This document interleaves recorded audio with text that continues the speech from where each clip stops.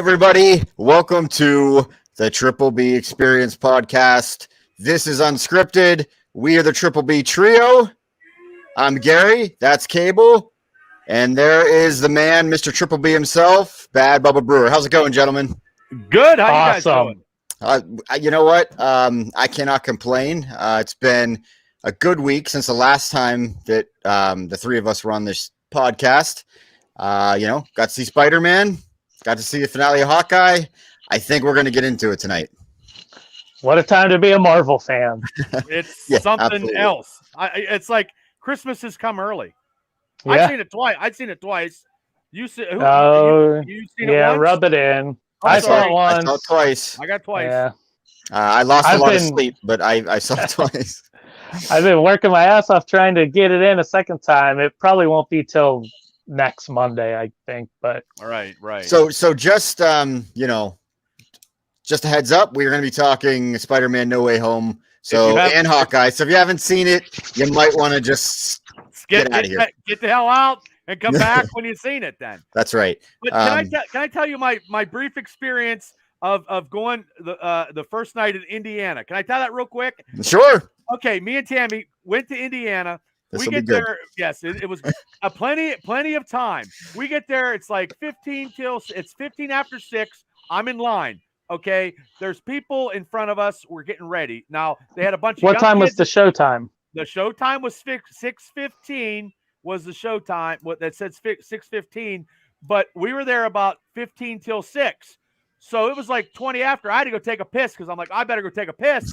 And the young kids behind the counter had their fucking hands in their pockets and they weren't doing nothing. One guy, hey, I know it's COVID time and I know when you got to do food, you got to have a plastic glove. He's fucking ditching in, popcorn with no glove. I go, Tammy, there's no glove. There was a kid dressed up as Spider-Man. I think I scared the shit out of him because he put his hands in his pockets. And I'm like, I come back from going to the bathroom and Tammy goes, the management has said we can't get seats together. I go, Tammy, what did you say? We can't sit. She goes, we can't sit together if we go into the movies. I go, what the fuck are you talking? I went off. I go, are you fucking kidding me? He's all revved up today. And I'm okay. I'm just telling my story because that's how it was. And I'm out. I'm like, this is bullshit. I go, we were here plenty of time. And they actually had people from other movies getting popcorn in line while we're trying to go to see Spider-Man. I'm like, I got to see this now because that's how I am. I was yelling the whole way out of the park. I go, this is bullshit. I go, this is F and this, F and that. And then Tammy had to go home because she was helping her daughter with schoolwork. So I was like, Tam, I went to Greensburg, drove to Greensburg and watched it that night. By yourself. Bullshit. By myself. And I took Tammy last night and made up for it. And she was very emotional when she watched this. And I probably shouldn't say that. And I know I'm loud in the house. She's like, oh my God, it's so emotional. So that's great. That's awesome. I mean, we're off to a good start here. Clearly. It's the end of the year too. So anyway, hey, Craig, Merry Christmas, Happy Holidays to you as well, buddy. Merry Christmas. Hey, Merry Christmas. Oh, look, there's him and McFoley. That's great. Awesome. Unfortunately, Craig did not see Spider-Man, so he's probably going to dip out a little bit early. So, but hey, thanks for joining, Craig. We always appreciate it. Come back and see it. Come back and see it. We can always. You can watch it on YouTube. Yes, it'll be up and ready for you. So it's there forever. But anyway, gentlemen, where shall we start? Well, let's start with. Besides with Bubba's adventure that he took. No, let's start with Hawkeye first. Yeah, I think that's good. Let's start with Hawkeye. Okay. Because No Way Home is going to test your timer, Gary. No Way Home might break you tonight. We're not on a timer. We're not on a timer. But hey, no timer tonight. It's Christmas. Oh, Merry Christmas to you both. It's a Christmas miracle. No, I'm not going 2 hours. Okay. I'm not going 2 hours, so I will limit you. I will shut this podcast down. So. He'll turn it around. Anyway, go ahead. So, all I got to say is if you haven't watched Hawkeye, the last episode, I know we talked about it last week, how they were going to get everything all into one episode. I do believe, guys, that they rushed it. They could have had another episode. It could have maybe went 7 or 8. What do you guys think? Yeah. I Yeah, because I texted you guys. I didn't really get into all of my thoughts, but right when it was over, I kind of didn't know how to feel. And if you've been following along every week, I've been all aboard the hype train for this series. I've been loving every episode. And this episode didn't hit me the way all the other ones did, which it should, because it's the finale. Right. And with everything that happened in it, I should have been over the moon about it. But I think one thing that the show was lacking a little bit in this episode, for my taste maybe, is it was, I don't know how I want to say this, but like each episode prior had some really well acted storytelling scenes, getting depth with the characters. And this one was just all action, and maybe it was rushed. Maybe that's what it is, because they're just trying to tie everything up. And they really, once the episode started, and it was good. Like I enjoyed all the action scenes and stuff, but one of the things I enjoyed all prior was the slower moments were so good, especially between Kate Bishop and Hawkeye, and you really didn't get any of that. And I don't even know if that's what it is. Like, I'm still trying to digest it, I guess. I should probably watch it again. But I just know my initial gut reaction was I wasn't disappointed. I was just like, okay. And maybe that's a product of having to wrap up so many stories, Well, there was a lot of stories, but I mean, the return of William Fisk in the MCU, that was phenomenal. Absolutely. And they could have had another episode is all I'm saying, is because they put everything in, and I don't know where he got to be. Let's put it this way. I know he has a Kevlar vest. He had a nice Hawaiian shirt for a big guy. Thumbs up. But he actually wore that. He actually wore that, ladies and gentlemen, in the comic book. Almost identical, yeah. Okay, so before Bubba gets too far into this, I'm going to tell you what I thought of it, since nobody asked. But I'm going to tell you anyway. I was getting there, but I didn't get the chance to ask you. But anyway, Cable, I felt the exact same way, and I think I texted you the morning of, and I said, well, that was an interesting last episode. Yeah. It was, I mean, don't get me wrong, I wasn't disappointed, just like you. I just felt like something was missing, or it just didn't conclude. Well, I shouldn't say it didn't conclude right, because I knew he was going to make it home for Christmas. Well, what was missing? What was missing that you think? I don't know. We saw some reveals. Yeah. We got characters. I was happy about Kingpin. I thought they had a good story with Echo. I just feel like, I don't know, maybe I was expecting more and didn't get it. Hard to put my finger on it. Like, I don't know. I will say this, Bubba, just because you alluded to Kingpin there, I was way happier with the final episode and getting to see him, live action. I didn't watch Daredevil, believe it or not. Okay. And seeing him fight was awesome. Well, I wasn't expecting, even though you flat out told me that guy can fight. He moves well. That guy can fight. That was awesome. Yeah. I'm sure we'll get into the episode, what happened with him. But yeah, we need to see more of him for sure. Definitely. But go right ahead. Well, I was just going to say, he knows how to express himself, because if you've seen him, he gets angry very quickly. So when he sits there and Kate's mom was trying to get out, and he has issues that you would have to see in Daredevil, Mav, where he was abused. Okay. So I knew he killed his father, and but I don't know if that canon will be into the MCU, because it's. I wanted to ask you that. What do you? Because I got asked that today at work from somebody that they're up to date on. They're Hawkeye, but they didn't see No Way Home, which really doesn't matter. But they were asking me that, and I feel like it's kind of a moot point. I don't think they're variants. I don't think the Netflix shows are canon. I think it's just they're not going to explain it. It's just Kingpin's here, and that's how it is.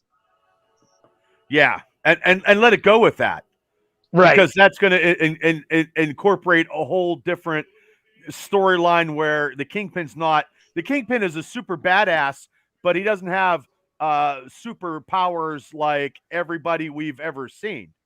In the in MCU. Yeah. We got a comment here.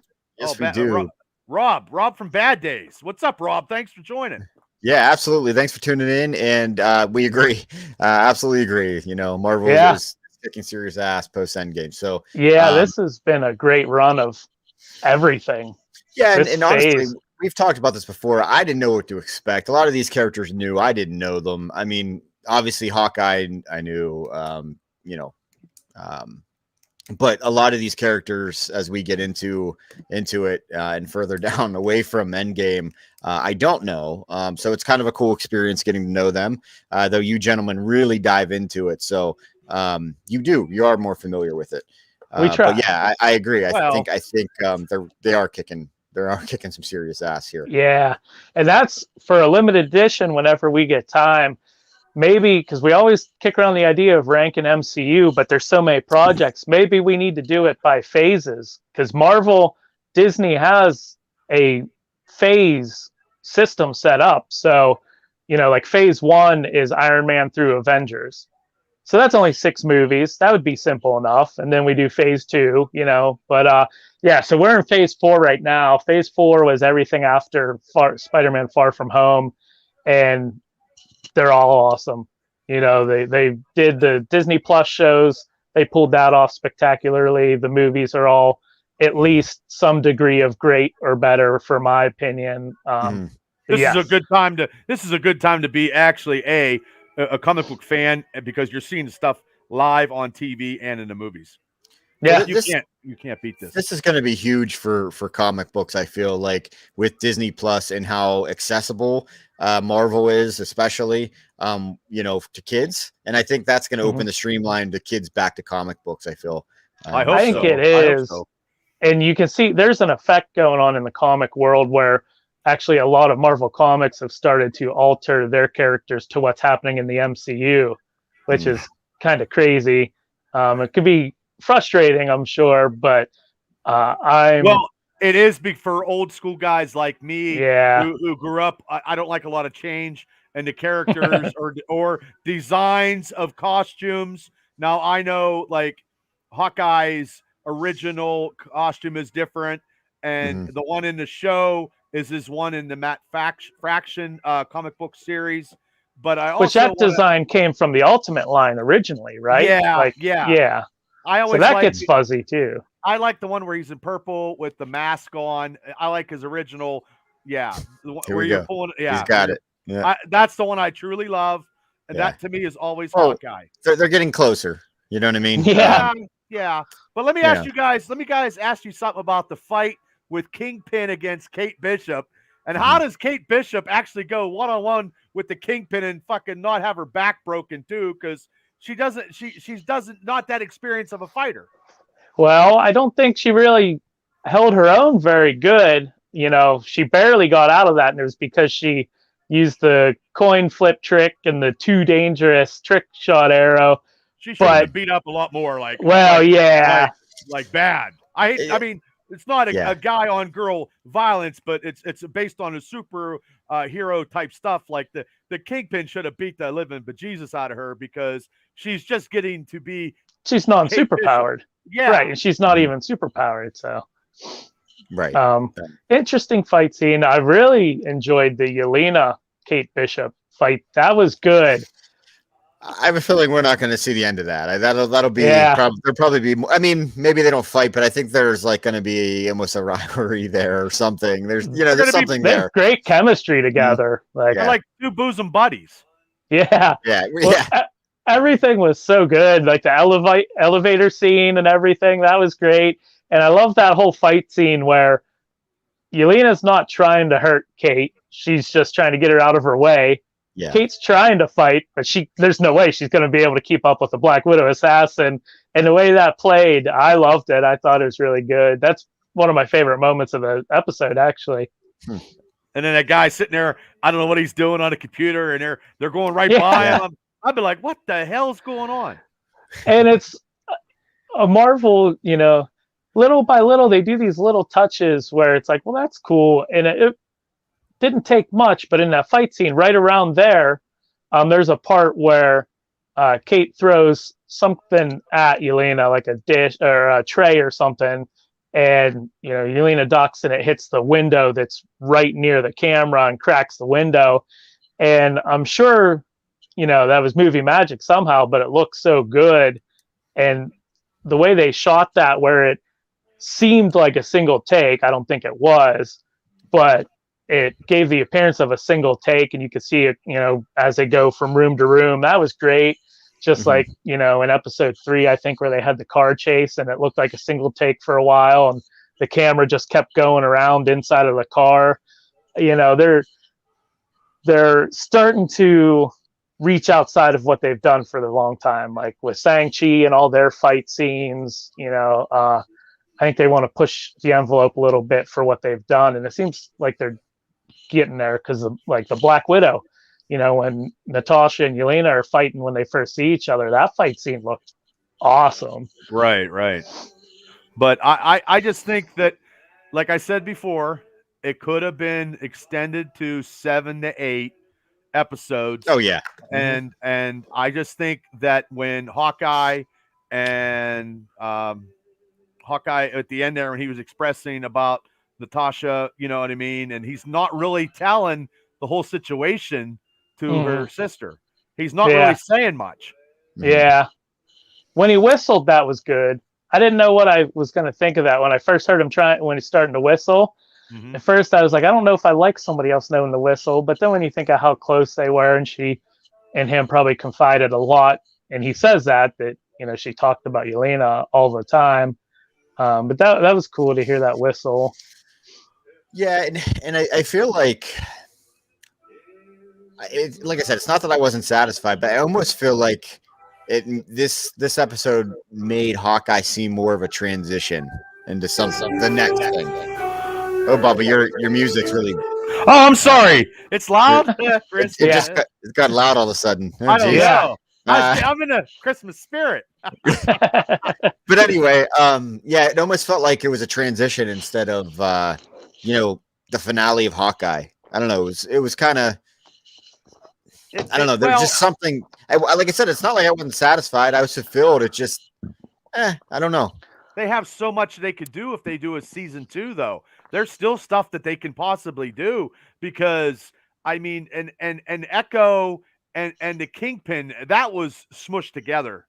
That was. I think we're going to see more of it. I mean, with the Echo series, it's going to be. Yeah. I don't know. I mean, any timeline with that, or? I don't know when that's going to be. Probably in 23, probably. Okay. Yeah, that would be the soonest. Right? Yeah, and they're just starting to. But he has to just in the beginning stages. Yeah, and I think they played off that scene where Echo and Kingpin are in the alley, but they did that in the comic book too, because she did shoot him and it blinded him in the comic book. So I guarantee he's alive, because they're not bringing him back for one. And just there's no way, because now they incorporated that into the MCU, and he could be in She-Hulk. Well, he could be in Moon Knight. He should be in everything, because he has his hands Spiderman in everything. Yes. Yeah. He has his hands in everything, and he lets people do his meddling. And he just was. I mean, he got hit by a fucking car. He got hit by a fucking car, and he got up like. I mean, he knows like sumo wrestling. He can compete. He knows hand-to-hand combat. I don't know how he fucking can by getting hit by a car. He has a Cavalier vest underneath him, but he also fought in comics where he just does his sumo stuff and just like sumo.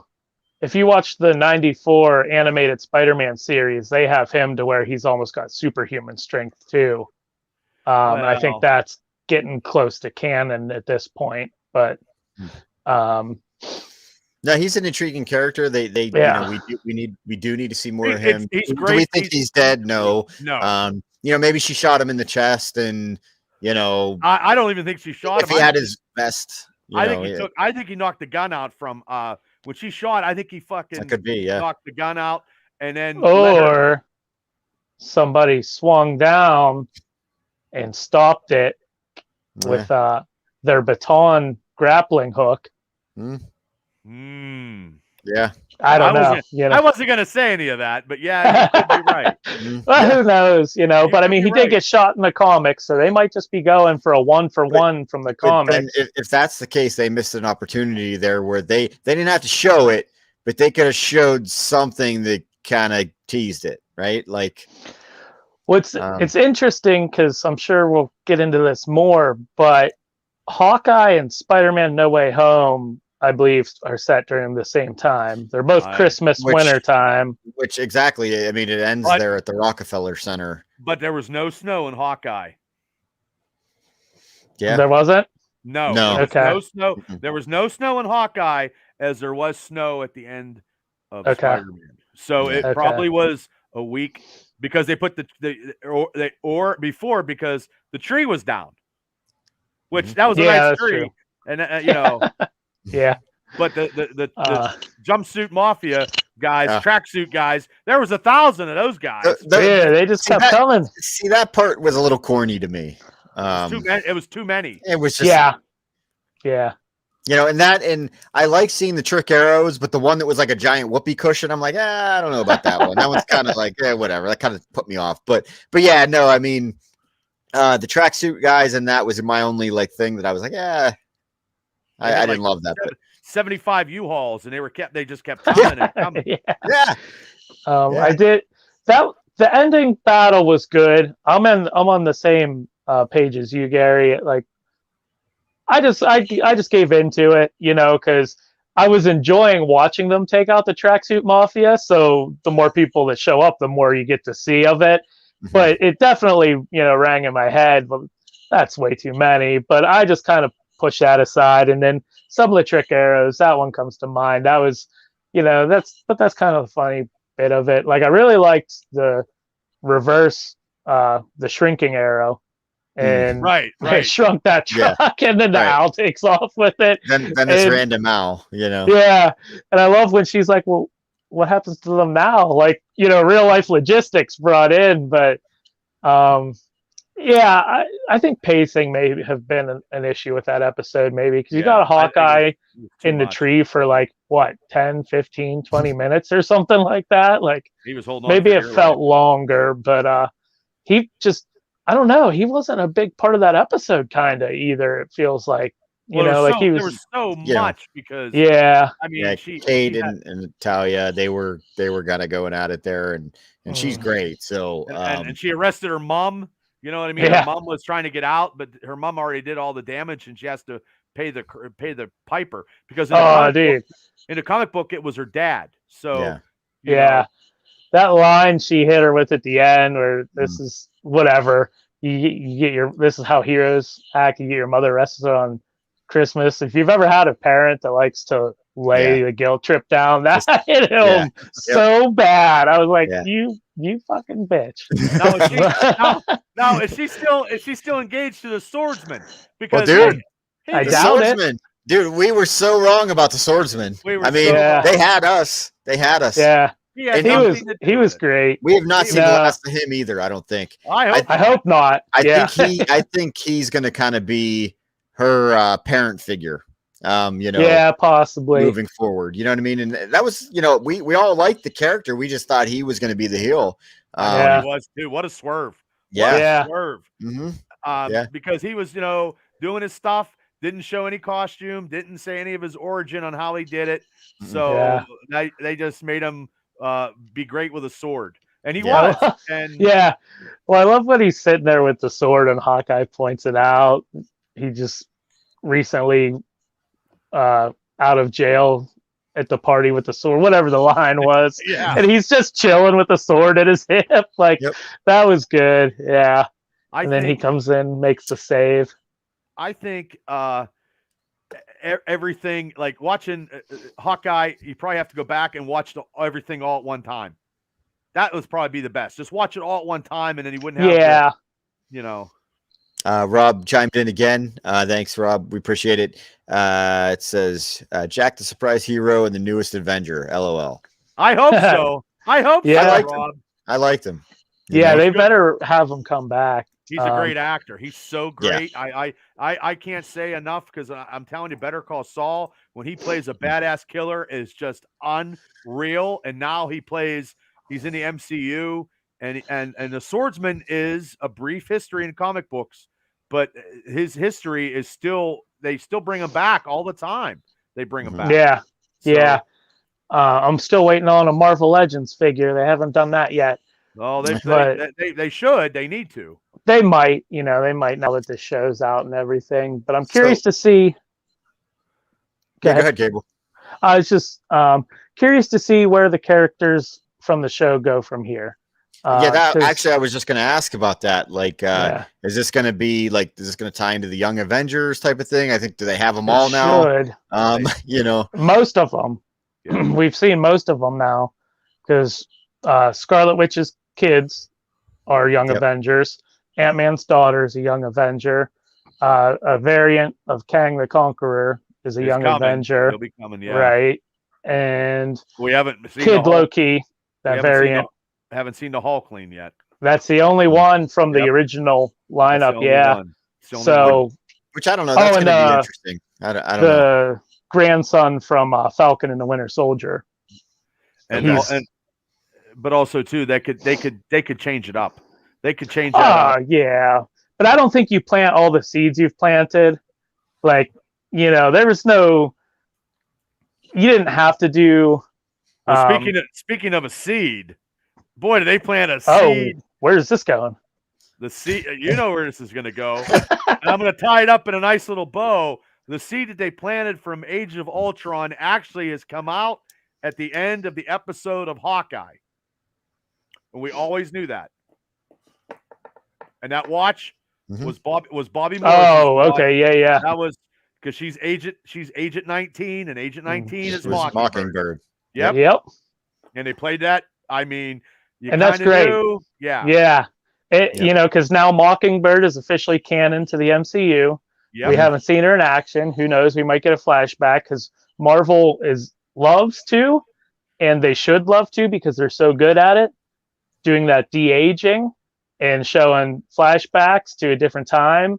I wouldn't be shocked if we see a Hawkeye Mockingbird intro to something at some point where they de-age the actors and have them do, like a 5-10 minute opening.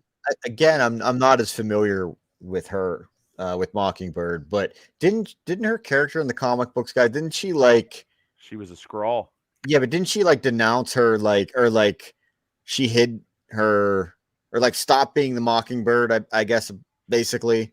So it almost makes sense. She kind of stopped and then now it. Well, when they got married, Mav, they got married in a miniseries, Hawkeye miniseries. They got married, and then when the Vision was the chairman of the Avengers, and he was going whatever computer taking over everything. That's when he made the expansion to the West Coast Avengers, and Hawkeye and Mockingbird went out to California and started the West Coast Avengers. And she's an original West Coast Avenger, and then she actually killed the original Ghost Rider because the Ghost Rider had an infatuation with her, and it's a great storyline, but she actually killed him or something like that in issues 15 to 21. But it was against the code of Hawkeye because he was pissed because she did do that. Because Hawkeye was looked up to Captain America, of course. So yeah, but she was an original West Coast Avenger. Now, if they ever did that, you know what I mean? That would be kick-ass too if they could do that. Or, I mean, who knows? Well, it's cool too because now that we have Linda Cardellini playing Bobby Morse, whatever her code name is, I can't think of it now, as Hawkeye's wife, just further establishes that Agents of S.H.I.E.L.D. isn't canon to the MCU, which we all know. I'm very happy about that. Well, the one from Agents of S.H.I.E.L.D. was they had the Bobby Morris, and they didn't call her Mockingbird. They just called her Bobby Morris. Yeah. And they were going to do a spinoff on that, and they didn't because the ratings or something was whatever. But I mean, they played it off from Age of Ultron at the end when he gave her the watch, and on the back said, S.H.I.E.L.D. insignia with 19. What Mhm. 19 is, that was Mockingbird because there was Agent 19, Mhm. and so there we go. So that was that problem was solved. Yep. Well, so Yeah. that's two numbered agents we've gotten in the MCU so far. Agent 13. Bubba, do you know who that is? I would imagine. Oh, I don't. Well, hold on. He's got to Impromptu Google it quiz. first.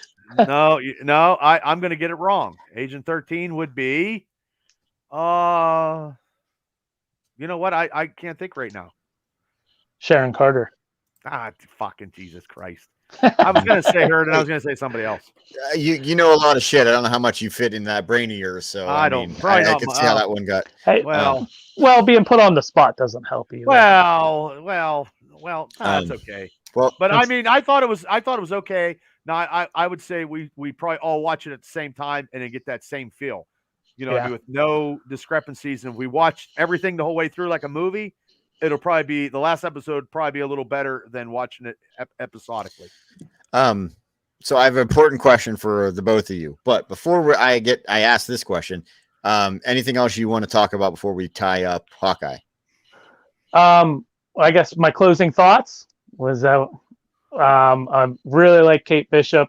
I'm glad they did this series. I'm glad they brought her in, and I can't wait to see where she goes in the MCU going forward. I sent him at comment the same. I liked her as a character. She's ballsy to go one-on-one with the Kingpin and a Black Widow in the same show, and Echo, and still being able to walk with no broken bones is quite an accomplishment.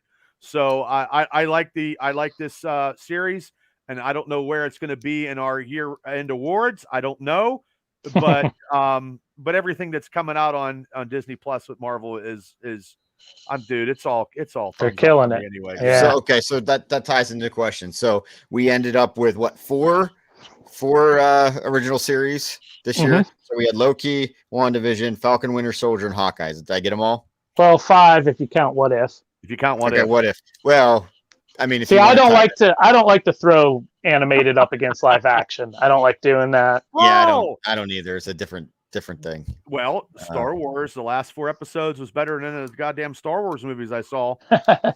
Well, and I mean, not to completely derail what Gary's going to say, but my a argument for me is Spider-Man Into the Spider-Verse might be the best Spider-Man movie ever made. Not now, it's not. But they're close to each other, but it's just not fair because you can do things in animated you can't do even with digital effects. Like the art style in Into the Spider-Verse would never compare. Now we're moving. Fair. Are we moving from Hawkeye, Mav, to Spider-Man? No. Mav still got to ask his question. No, not yet. I got to ask my question. Okay. Hello. I got to ask my question first. Yeah. So I'm not going to count What If into this. But anyway, out of Loki, WandaVision, Falcon, Winter Soldier, and Hawkeye, where do you guys rate? Where do you guys rate Hawkeye? Oh boy, that one's tough. You know what? I can say this. My quick thought on it is it's going to rank lower than it would have after episode 5. And that's, like I said, I enjoyed episode 6. I'm not completely bashing it, but just the way it ended lowered its ranking for me. Maybe it was almost there was too many reveals for me. Like maybe you got Kingpin, you got Mockingbird, you got Echo that we've never seen. There's just a lot going on. There was just a lot going on. It just makes you feel like more of a transition than an actual standalone series. I guess that's maybe what I'm trying to say. I liked it. I thought it was good. I still think it's a little Home Alone-ish for me at times. But no, I enjoyed it, and I enjoyed getting up early every Wednesday to see it. So, but if I had to pick, oh man,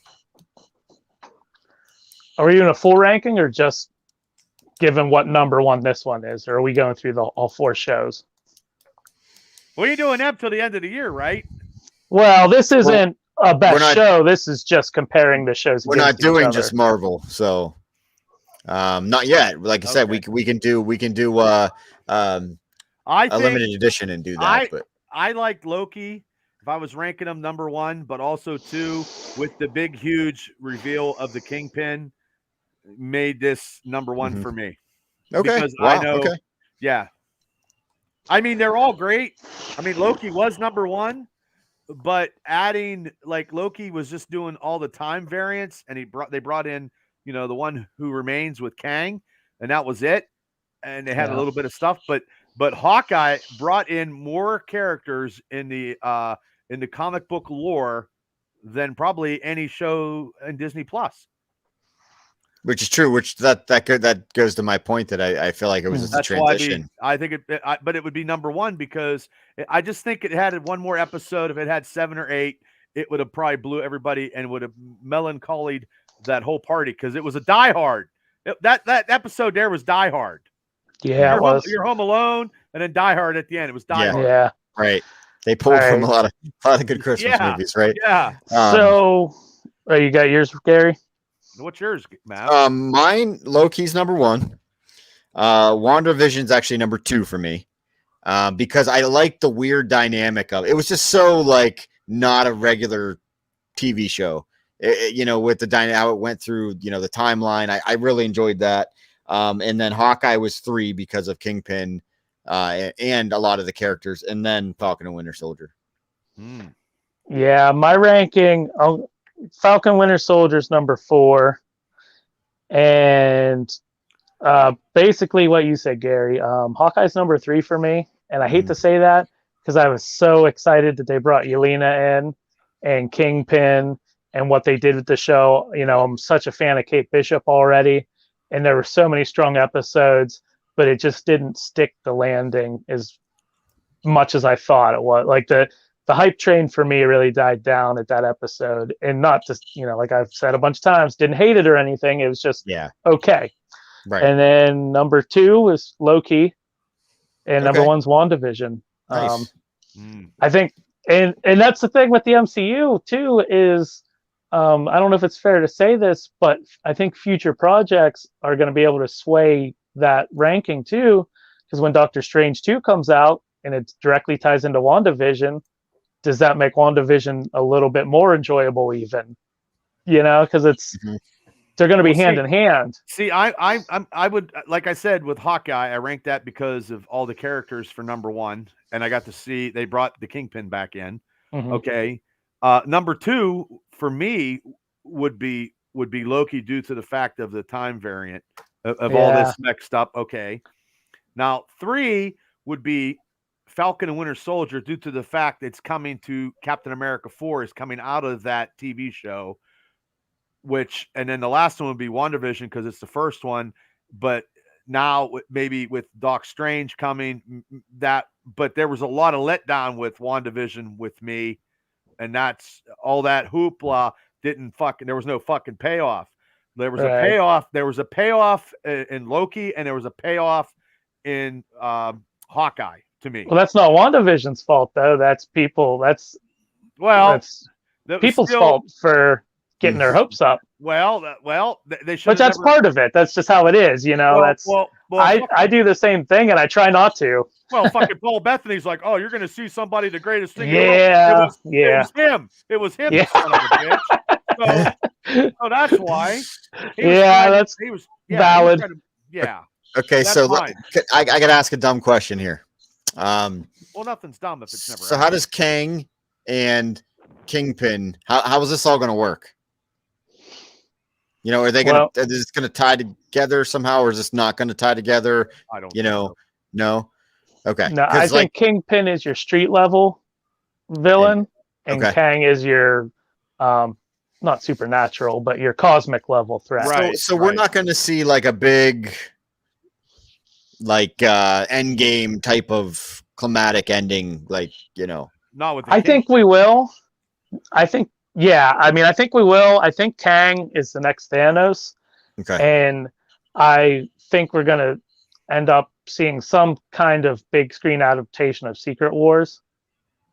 But you need Doctor Doom for that. And you got now when Doom comes in, all chips are off the board.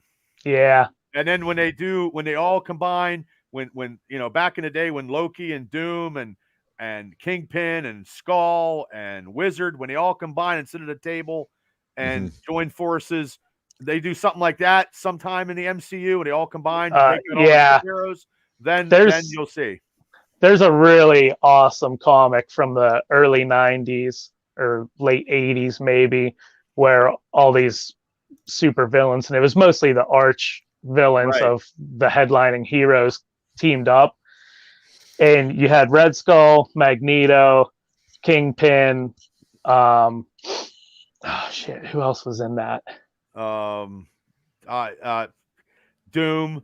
Everybody switched off on their opponents, and they took somebody else's arch nemesis. Yeah, they formed this team, and it was a really cool comic storyline. And one of my favorite parts about it is you had Red Skull and Magneto on the same team, which Red Skull was essentially a Nazi and Magneto was Jewish. They argued. And Magneto fucking almost killed him. He didn't he bury him alive or something like that, or try to?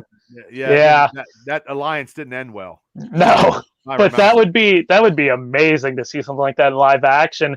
And now the MCU is to a point where you don't doubt something like that could happen, especially after the next topic we're going to get into. There's nothing out of reach for them now. Yeah, that's true. Well, let's get into it. We only have 4 minutes to talk about it, but I thought it was Christmas. All right, guys. Anyway, Spider-Man: No Way Home. Cable and I were able to connect and see it together, so that was fun. Bubba got to see it. You heard about his experience at the beginning of the show. So he went to Indiana and then to Greensburg. Yeah, he saw it again. Went to work the next day. And I wanted to tell everybody what I saw, and they're like, "Mr. Brewer, we don't want to hear it. We don't want to listen to you. We don't want to talk to you." First so time ever. hard. Yeah, it's so tough to be around people that haven't seen it yet. I don't even know where to begin, to be honest with you with this. But if you go to the official Triple B YouTube, you can see all three of our direct after the movie afterthoughts. Yep, reactions. So. That's a good starting point, and I'll tell you. But we didn't give any spoilers. You guys. We didn't. No. But I'll tell you now. My thoughts on it have gone. I think I was still trying to take it all in because my rating is completely different. You need the process time. Yeah, you know what I mean. So maybe we throw our ratings out there to begin with, and then we just kind of spread out into what we liked, or if it's possible, what we disliked from it. I think I still stand with the 4.5. Yeah.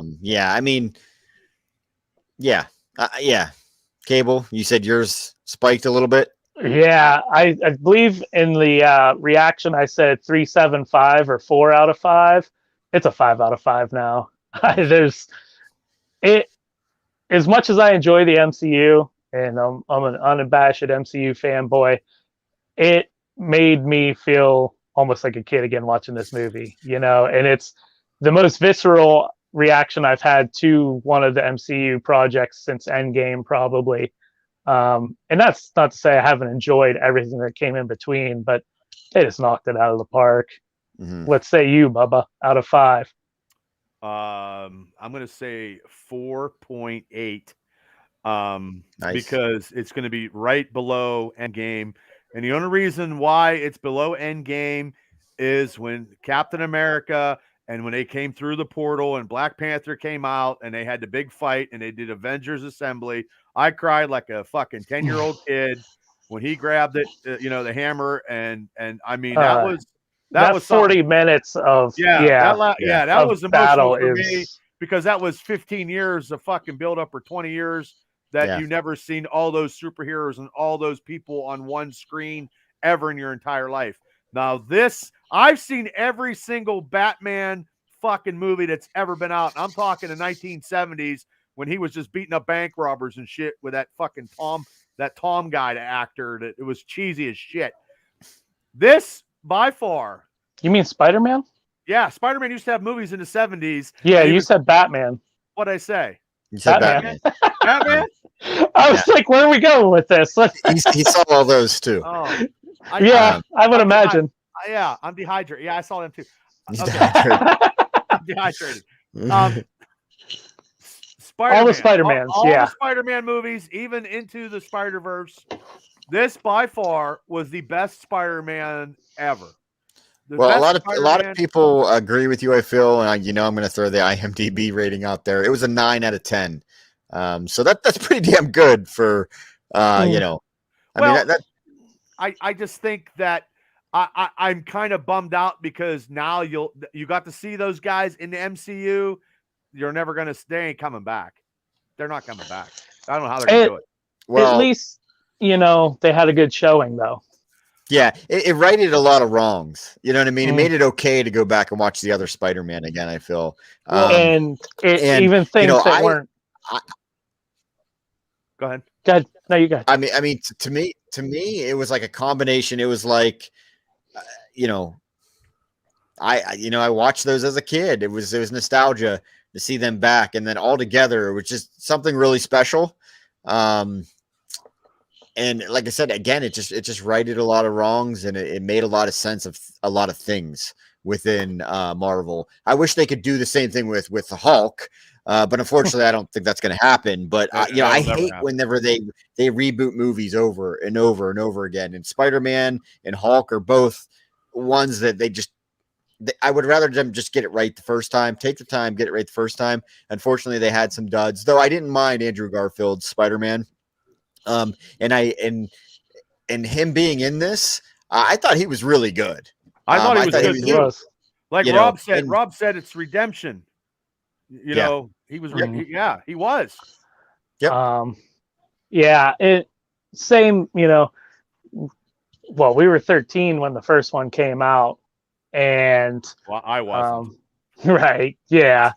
Well, I'm speaking because I remember me and Gary. This was a huge deal, and it would be for you too, Bubba. Yeah. But before this came out, Marvel had Blade and X-Men, and X-Men was awesome for its time. And I remember, Gary, you and me going to see it in theaters, and I almost didn't get in because we went to see it on my 13th birthday, and it was rated PG-13. And the guy asked me my age, and I had a brain fart because it was my birthday that day, and I was like 13, and he kind of gave me a weird look, and he just let me go. So but that one, it was good for what it was, but it didn't look like the comic book, right. And then Spider-Man comes out and it looks like the comic book, maybe not Green Goblin, but Spider-Man's suit was Spider-Man, and it had its little touches, but that Tobey Maguire suit is kind of iconic at this point. Right. And then, you fast forward 10 years later and you have the Andrew Garfield one. And I don't hate the original Amazing Spider-Man. I think it's decent. I think the second one's awful. But yeah, getting to see those guys in this movie, and, Tobey Maguire doesn't even act anymore. It's been 7 years since he was in a movie. He reminds me of an actor that should be on Blue's Clues or something. Not necessarily Spider. He's always Tobey Maguire. Yeah, And I mean, I thought he did great.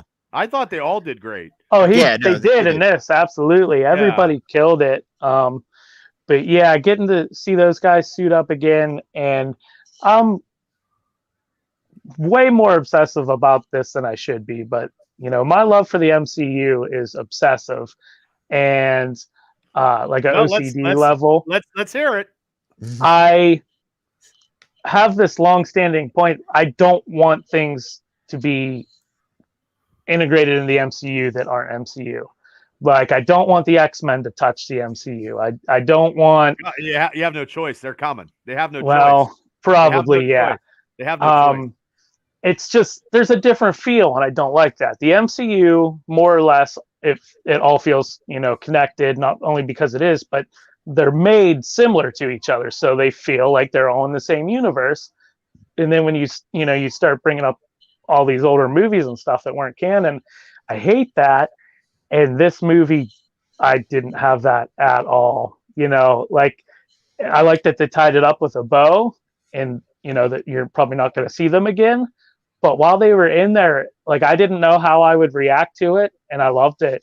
It was done so good. Like, well, I know how you reacted to it, and that it was great seeing it like one of the first few days. Like I know Friday technically it came out, but it shows on Thursday. Yeah, but Friday I was his first day. Do you guys? So you guys got to see them too when they come out because I can't.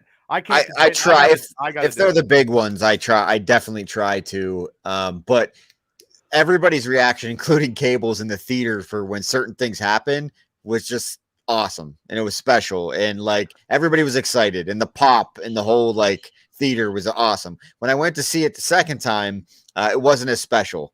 You know, and the movie theaters were packed. It's just I don't know what it was. Yeah. I mean, it did start at 10 at night.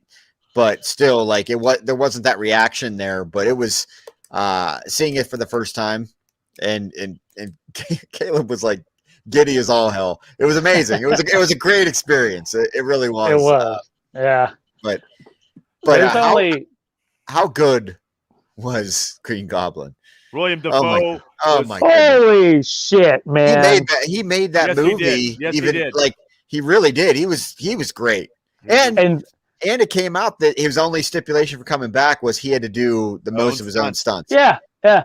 And So- God bless him for putting him in that purple hoodie and having it get ripped up. Like he was almost comic accurate looking. Yeah. Obviously, you know, it wasn't, but like the color scheme was so good with that hoodie over top of the old Green Goblin. Yep. You know, but his Yep. facial his features. face. You He cannot looks get like- anybody better to play him. He looks like Norman the Green Osborn. Goblin. He Yes. looks Yeah. like Norman Osborn. Yeah. Yeah. And, you know, when he would have the hood up, like that just immediately made me think of 60s, 70s era Green Goblin. Yep. And the way he played him and the physicality, because, you know, Yeah, in the original Spider-Man, Dude, you know, There was more wrestling moves in that fucking movie than I'm telling you, dude. Like, yeah. And so this is going to be a mess. Between all three of us trying to talk to you, it's going to be, there's not going to be any kind of pattern. We're going to be bouncing all over the place. Tom Holland, we need to talk about how he killed it in this particular movie. He's always been great, but he stepped it up in this one. But for now, the fight scenes with him and Willem Dafoe, man, when he jumps up on him in that hallway and puts like his knees across his chest and just starts laying into him, people had pointed this out on Twitter, and I didn't even notice it. But if you watch Tom Holland's entire Spider-Man run, he almost never throws a punch. Like he's very defense and web-based fighting. You know, the most fighting he did was against Thanos in Infinity War, and he just let loose in this one. You know. And somebody on Twitter, I retweeted it because I loved it. They were able to conceptualize like what I had been thinking, I guess, and didn't even put my finger on it. But like, how much did that scene where he's laying into Willem Dafoe remind you of Batman and Heath Ledger's Joker in that interrogation scene? Like, Green Goblin just pushed him to where he couldn't hold back anymore. And I mean, it feels like it's definitely the darkest Tom Holland movie. Yeah, well, you know, his aunt died in front of his eyes. So right, and this was before that. You know, this was before that because he turned on him because he thought Mm-hmm. you know he was going to cure him and he was helping out, and all of a sudden he turned back into the Goblin. Which I'm not trying to take this whole thing over, guys, but I was just while we're right here, one of my favorite parts of the movie, and it wasn't a major part, but I loved it. They kind of ignored the Spidey sense for a while with Tom Holland. They didn't touch on it. And then they finally brought it in. You got the Peter tingle and everything. But I absolutely love that scene where they're working on cures for everybody. And all of a sudden his spider sense goes off. And then he's Green Goblin. It dawns on him that he doesn't even know who it is because he's worked himself into a situation where he's surrounded by villains.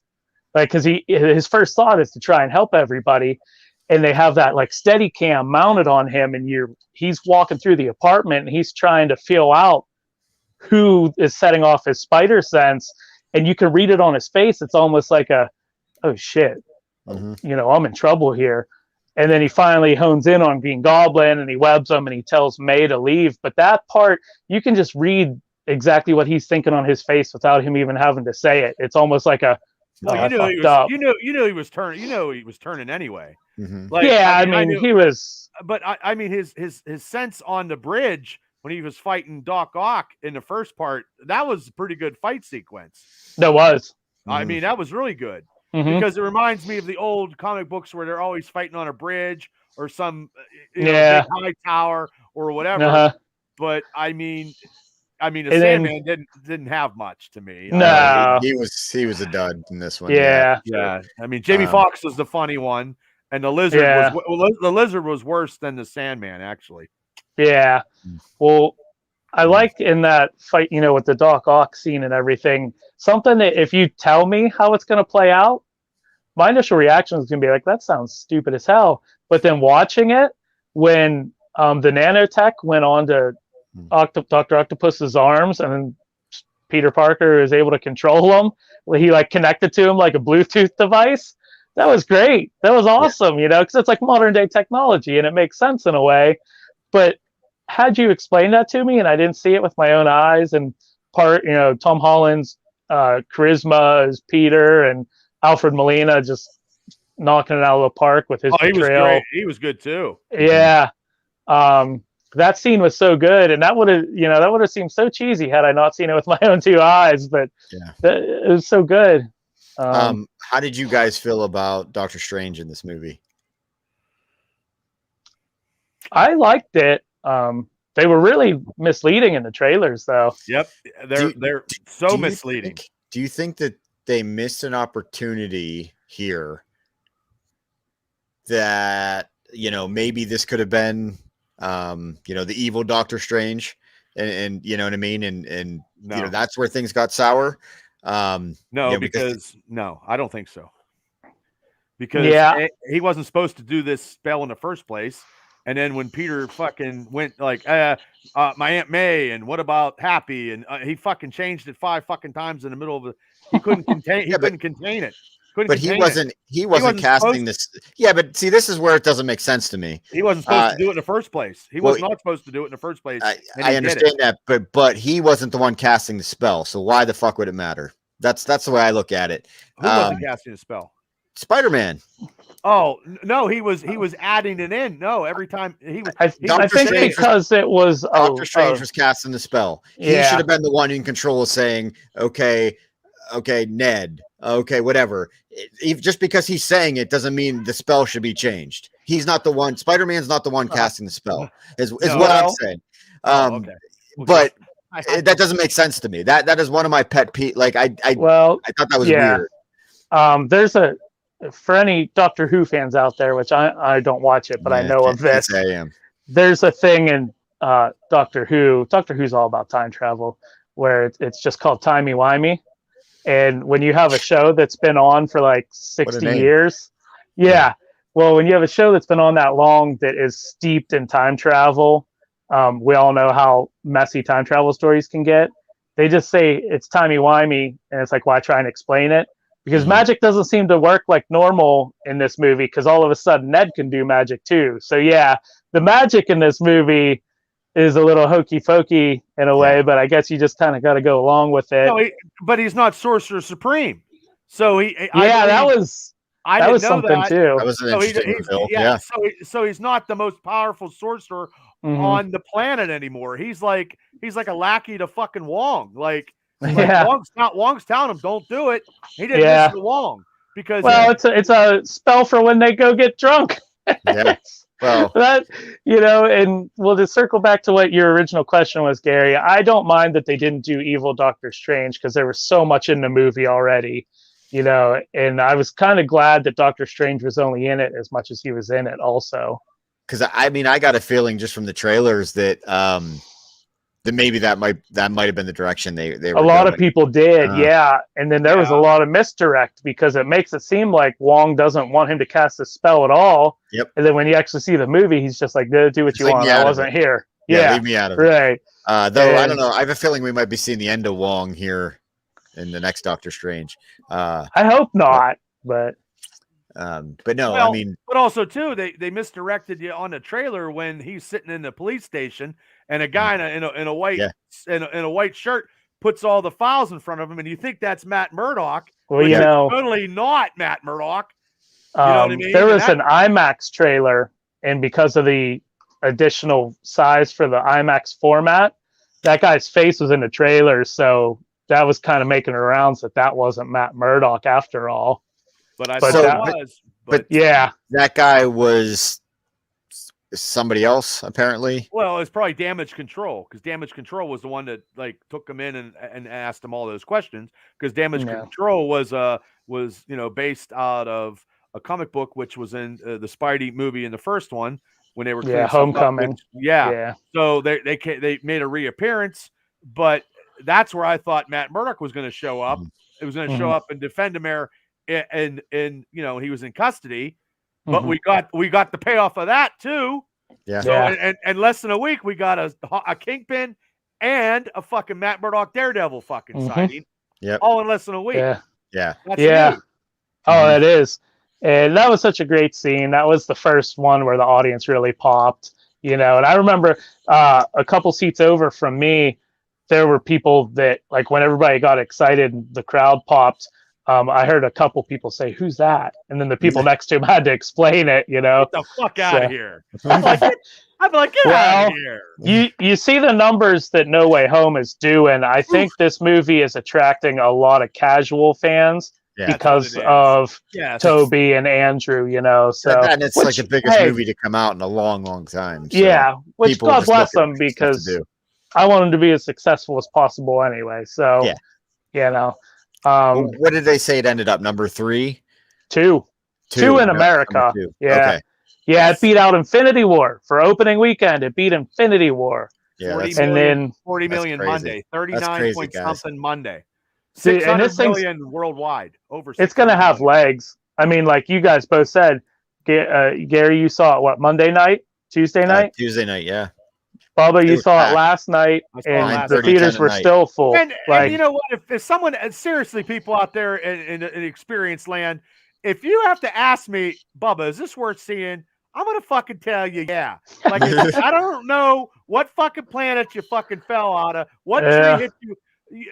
It's Spider-Man. Spider-Man is the most iconic comic book character of all time. More iconic, I believe, than Batman and Superman. Yeah. It's interesting. Yeah, definitely for this time era, Yeah.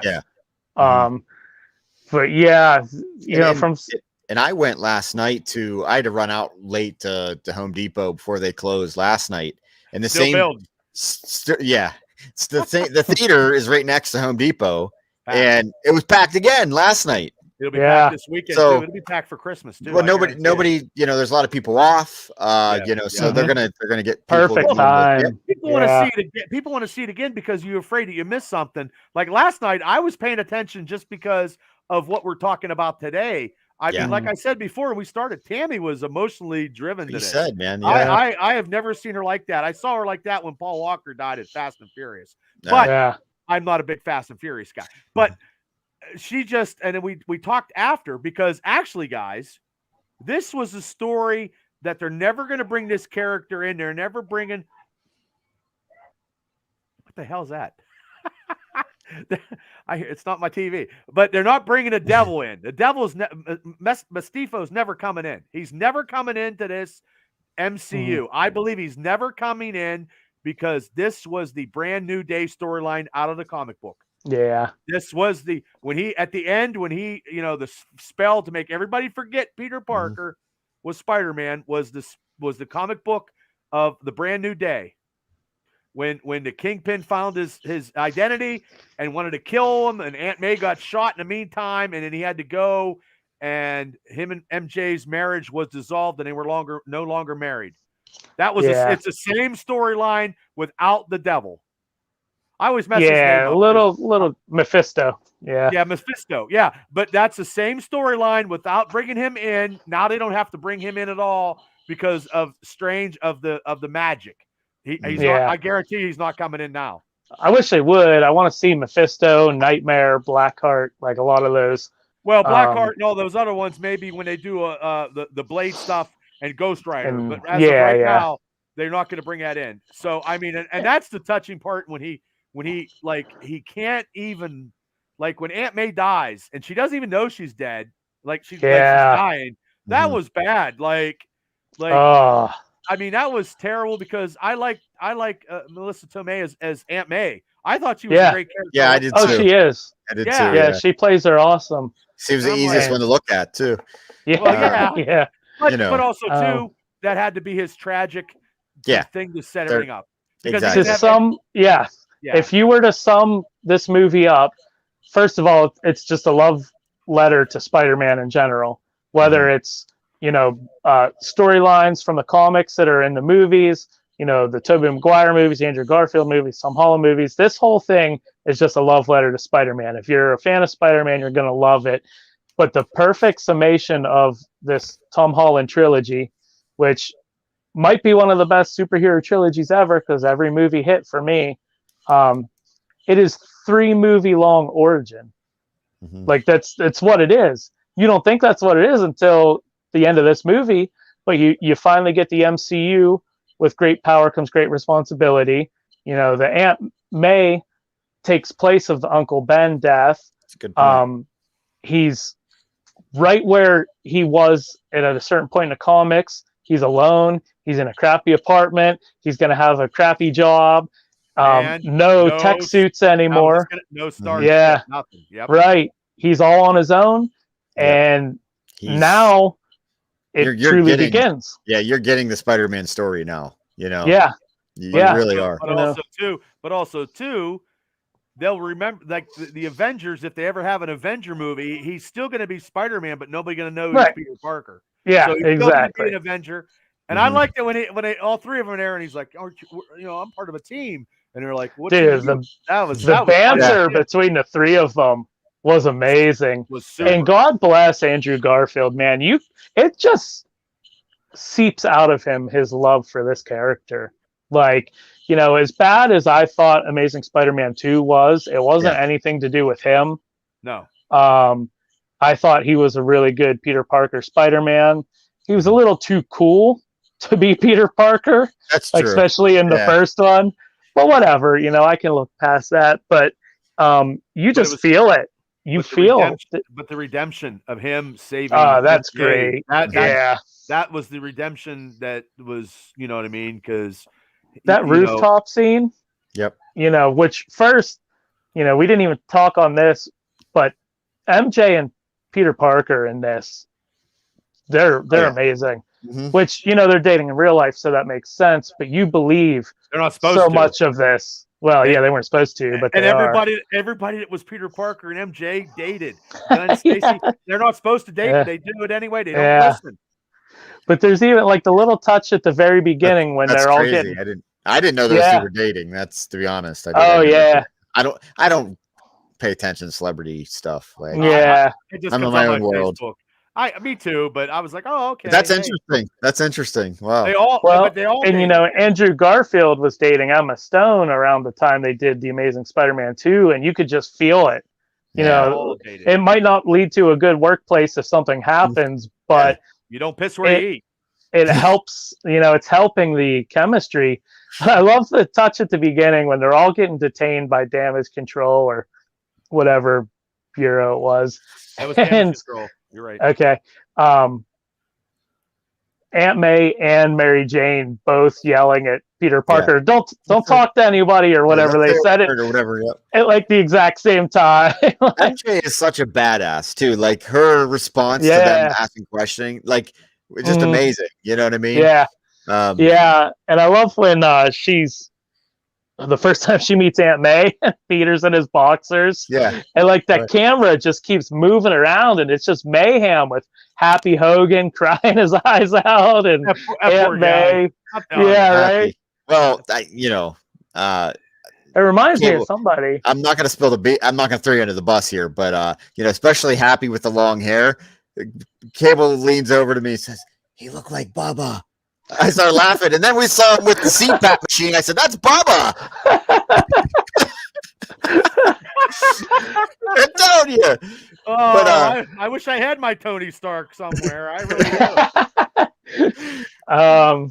But I mean, I don't know because he's going to be I just feel bad because at the end there when they were like at the gravesite, since that spell come in.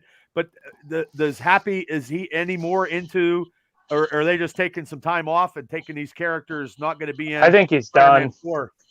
I think without Tony Stark, I do. I hope not. Also, Yeah, I like John Favreau is great in that role, and it doesn't seem like it's asking too much. As involved as he is with Mandalorian and everything, I think he would. The thing is, guys, he is Armor Wars with Don Cheadle and James Rhodes. He has to be in that because that has something. Yeah, to do with he could. Stark, so yeah, he could. You're right. But yeah, you touched on something that I'm worried about. But I'm worried in a sense, not because I think it's going to be bad, but just because it's going to be so emotional. I was talking with my son Jeremy in the car ride home from the movie, so we were talking about this before. They said they're going to do a trilogy. And then I think, Gary said you hadn't heard that. And that's up in the air, apparently, because the producer on the Sony side, she likes to get ahead of herself and just throw a bunch of stuff out there, Amy Pascal. She's stupid. And there's interviews with her and Kevin Feige together where you can tell she's saying things. It's making him uncomfortable. That he doesn't, yes. And he keeps trying to backtrack. So all he's committed to so far is a 4th one. But she said that they have a deal set up for a trilogy. So I hope so. I'd like to see this little bit mature, darker Spider-Man. Absolutely. So there's all kinds of rumors going around that they want to do, Andrew Garfield, bring him back and actually have Venom come back in that movie. I'm okay with that. I like that. Which I'd be fine with that. Him as an actor, I didn't mind his, but it's just weird how they're going to tie it together. And then also Miles, they're going to, and Tom Holland came out and said that the next one I'm going to be co-directing for the new Spider-Man is what he said. So, oh, really? All this speculation coming out that they're going to bring Miles back. And then they mentioned about the Black Spider-Man in this past movie. Electro mentioned it. Well, he was referenced in Homecoming too. Childish Gambino, or his, I don't know why I'm blanking on his real name when he's not in music. He was the guy trying. Glover. Yes, thank you.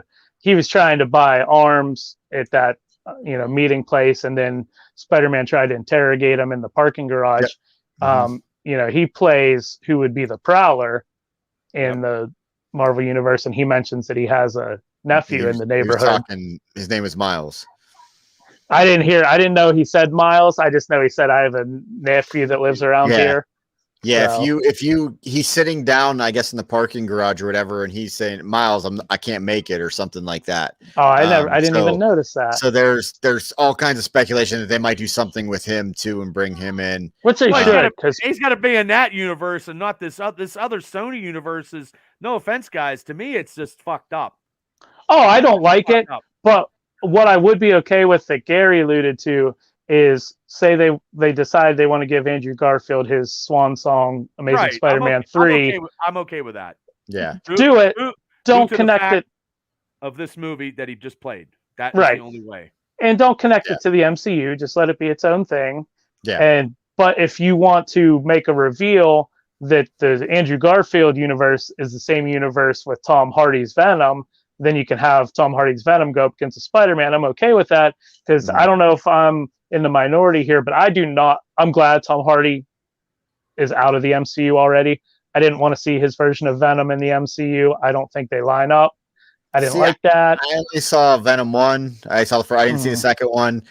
You know what? I really liked the scene, the extra credit scene. I thought he acted well. Like I thought you know what I mean? So, I mean, I don't mind him. Goofy for me. That's just me. Everybody has their own take, but I just don't think he fits in the MCU. Like the way I don't know. Who, Venom? Tom Hardy. Why wouldn't Eddie Brock be fitting in the MCU? Why not? Eddie Brock does, not Tom Hardy's portrayal. Just Tom Hardy himself. Right. Well, Venom needs to come, and I want to see. I want to see badass Venom, but I don't like if they're gonna do 3 more. Not necessarily bring him in 1, maybe not 2, but I want that. The only thing that's going to beat this No Way Home is if you bring Venom in. I think I told you that, Cable. When I said, that's the only thing. But the only way they could do that with the little bit of Spot symbiote outfit uniform is it hooks on to Parker, and he has the uniform, and then he finds out that it's sucking all his, making him be Spider-Man without no sleep, and letting him do that, and fucking him up like it did in the comic books, and he's got to get off of it, and then. The only person that I could think right now, as crazy as it sounds, of sleeping off to, because him and Ned Leeds have a falling out because he's going to go bad. He's coming to be bad, but I can't see him being a Hobgoblin, but I can see him being, maybe have the suit of Venom, maybe, or they do something with the Hobgoblin. See, I heard speculation on Hobgoblin. I can't see him being Venom. I need a badass to be Venom. I mean, I really need a badass to be Venom. I think he was in Mexico. He left the symbiote in Mexico. I think it's going to be somebody of Spanish descent. They want to bring that diversity in. I'm telling you. Who knows? It might be that guy that even was the bartender. I don't know, but I think it's going to be Ted Lasso, by the way. But bartender. Yeah, but anyway, I think it's going to be somebody. I guess I didn't finish my thought. I started to, and then imagine that I got off topic. But one thing I don't want to see, not because I think it's going to be bad, but because it's going to hit me emotionally. If they're starting a whole new trilogy, the way they ended this one, we might not see Ned or MJ for a couple movies either. Because I would like to see the MCU's version of Gwen Stacy. And who's to say we don't see an MCU version of Eddie Brock? Because I would think eventually Tom Holland's Peter Parker is going to wind up working as a photographer at some point in this trilogy. Yep. And he's got to pay that rent for that crappy apartment, right? Right. Yeah, but they need to keep Ned and they need to keep MJ in there just so he needs to watch them. He needs to be on the prowl because, I mean, you got to show that pain that he's in, right? Eventually he's going to tell her he loves her. They're going to college, and he's fucking going to be snapping pictures. Yeah. So but the thing of it is, I'm sure you guys saw this by now, but in that scene in the diner or the donut shop, whatever, she was wearing the necklace. Yeah. That he gave her. Right. You know what I mean? So it's going to come back. I don't know how involved they'll be. I wouldn't mind seeing him just minimally involved. Like, keep an eye out on him, right? Keep an eye out. That's what I think. If anything, it'll be minimal. Like, I think that they're going to make you feel the fact that he let them walk away to let them have a normal life. I think that's going to have consequences. They won't be in 4. They won't be in 4. Yeah. I'm going to say it now. I would like to see more action.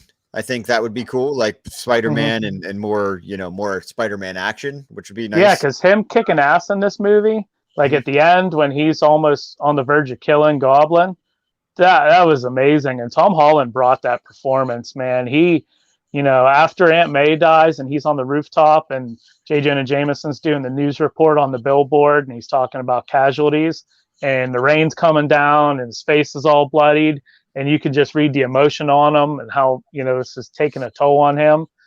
Tom Holland was amazing in this. Everybody that Spider-Man ever gets close to dies anyway or is fucked up, even in the comic books. Yeah, I mean, he's not. He can't have a happy life. That's part of the core of Spider-Man, And they've touched on that good because if you go back and watch Homecoming, he went to that house party that he was going to try and show that he knew Spider-Man, and he had to leave to go track down the Vulture, and then he got to go to Homecoming with the girl of his dreams, and he had to leave her. So they've touched on the fact that you can't be Spider-Man and be happy at the same time, and now the bigger implications or consequences of that are rolling in. He's somebody he loves, a family member's dead, and the girl of his dreams, and nobody knows him now. He's like, fuck, he's unknown. Dude, that part when him and Doctor Strange are talking that out at the end, and Doctor Strange almost tears up a little bit.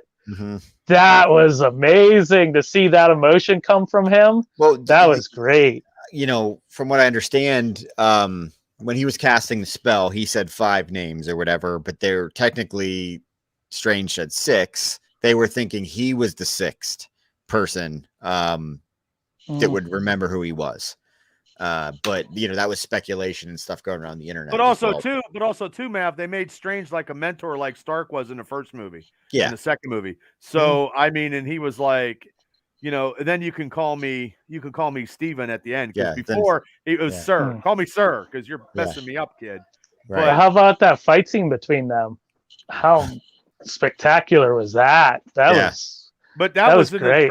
But that was like the trailer. We didn't know it was coming like that because we didn't know. Yeah. See how they just it's like a double reverse. Yeah, which they're becoming pretty well known for that. Yeah. But the part where he does that, where he separates like Spider-Man's chi or whatever, his astral form from his body, and even though his astral form, he's separated, he still can't steal that box piece from him because he has the spider sense, and he can't understand why he can't take it from him, and he's moving it. That was awesome.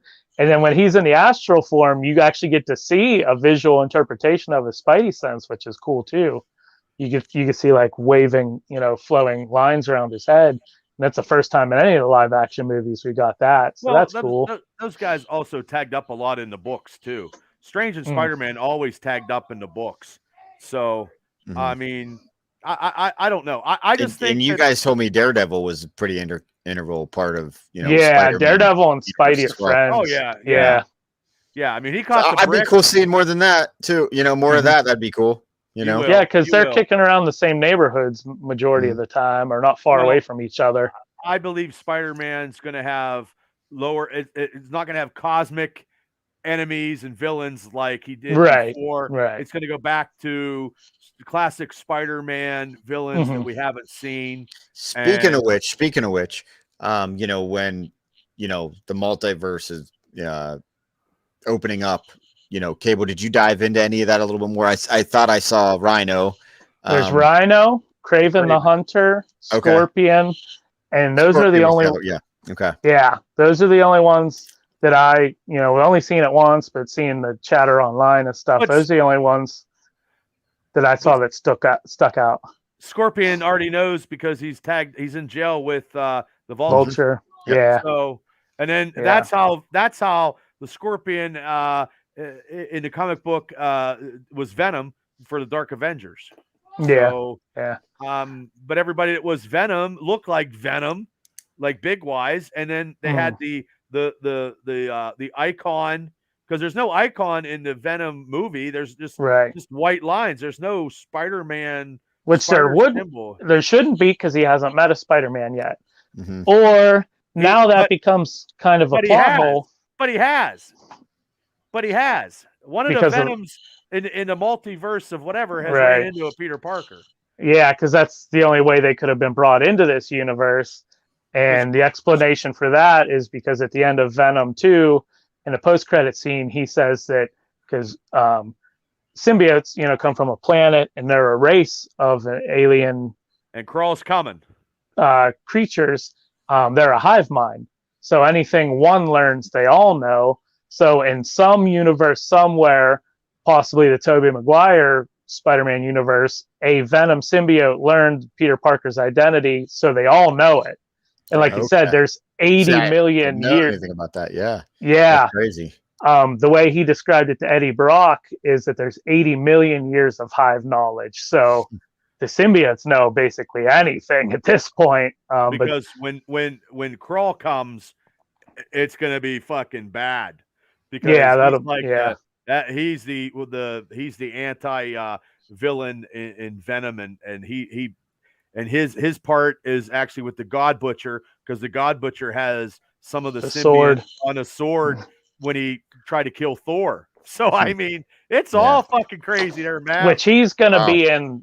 He's gonna be in Thor 4, played by Christian Bale. So anything Christian Bale touches is just. Yeah, the God Butcher is something, Mav, and we'll talk about that later. But it's a good story. It's a very good storyline in Thor, and so he's coming in. He's mainly with Thor. The God Butcher is what it is. Null, you find out, is like a god of the symbiotes, and he was around since the beginning of the Marvel universe, and he formed a sword with symbiote. I don't know, just basis. It was made out of it or something like that.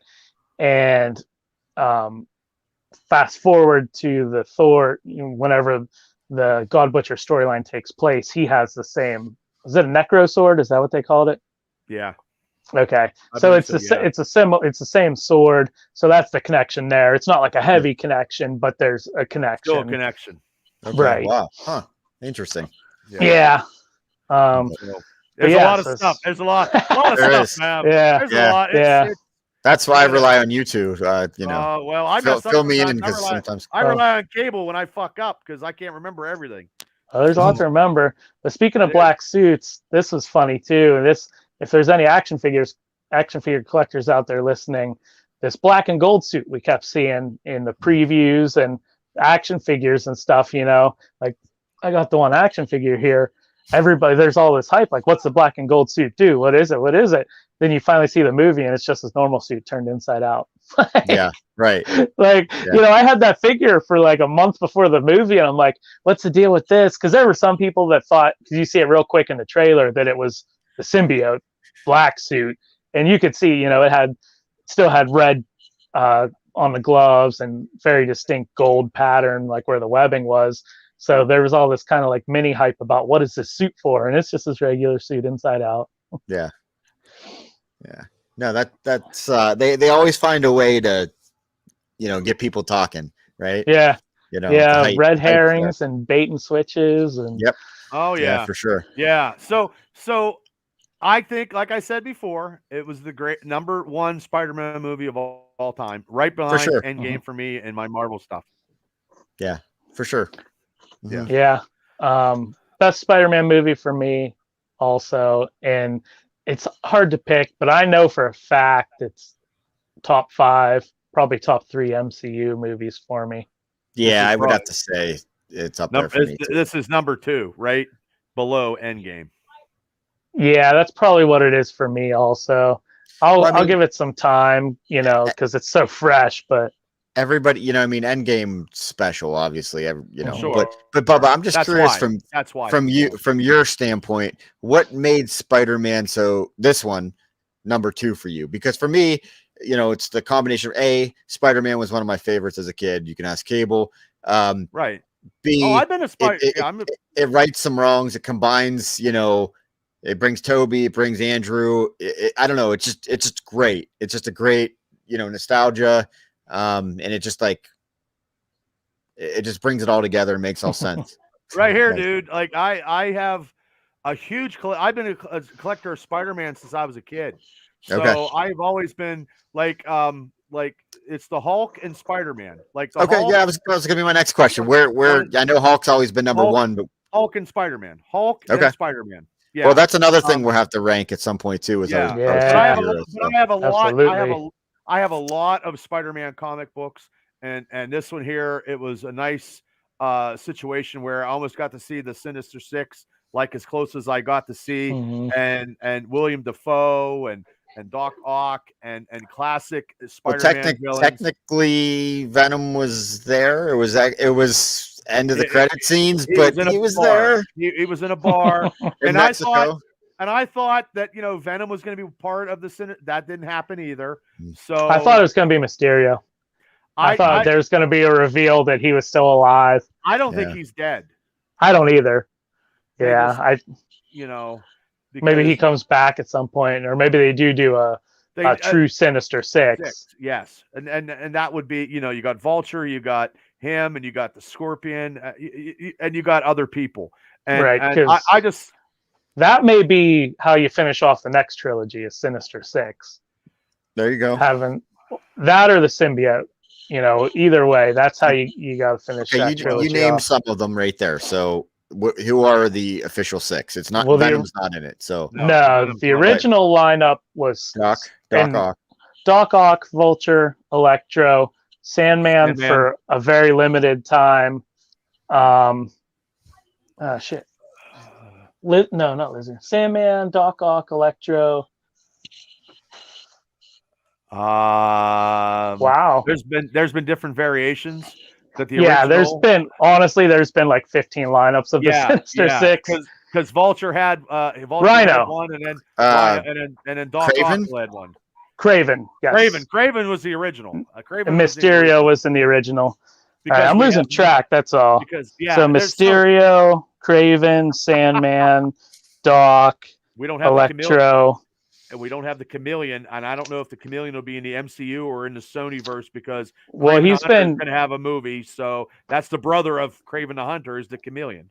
Okay. And he was. That's the one thing that I don't know if I'm crazy about that the MCU does is they throw names around a lot, like how his best friend is Ned Leeds. So immediately you're like, well, that's Hobgoblin. The bus driver in Far From Home on their European drive is the Chameleon, or at least his name, whatever the Chameleon's real name is. Right. That was the bus driver for them when they were going around all the European countries. Yeah, that's what sucks. Yeah, because really the Chameleon was his first major villain in the comic books, really. Yeah. But I mean, I was happy with the movie. I mean, I'll definitely buy it. It's like we do a limited edition because we do so many shows here. You know, we have to rank our first 5. You know, or rank our 5 top comic characters, either companies or of all time or whatever. Mm-hmm. I'm sure we'll do that too. But I mean, I am a huge Spider-Man fan. Like I would love to have the first appearance and then I could retire, but I don't. Yeah. Just because I can't let this. I have it, but it's on digital. I have a reprint. It's on my Kindle, like, you know. But I had to have it. You know, at least I could say I read it. I do have the first appearance of Venom, though. I do have that. That's awesome. Nice. Okay. I can't let us go out without rectifying this because we consider ourselves a pop culture podcast and we talk comics a lot. Craven, Vulture, Sandman, Dr. Octopus, Electro, and Mysterio. That was the original Sinister Six. There we go. And then Sandman quit early into the run and he was replaced by Rhino. Okay. Because I was going to say, because Sandman technically, I mean, he's cured, right? Yeah. You know, Mysterio. Well, Sandman was off and on reformed because he was actually. He did go back and forth. Yeah. Because he needed money. He's poor like us all. But the Sinister Six was basically the first group of like his villains, other than like Chameleon, like his earliest villains teamed up. Because Venom didn't come around until 20 years into Spider-Man's run. No. Goblin wasn't in it. He was too crazy for a team up. Right. So it was like his earlier villains. They got tired of being beaten.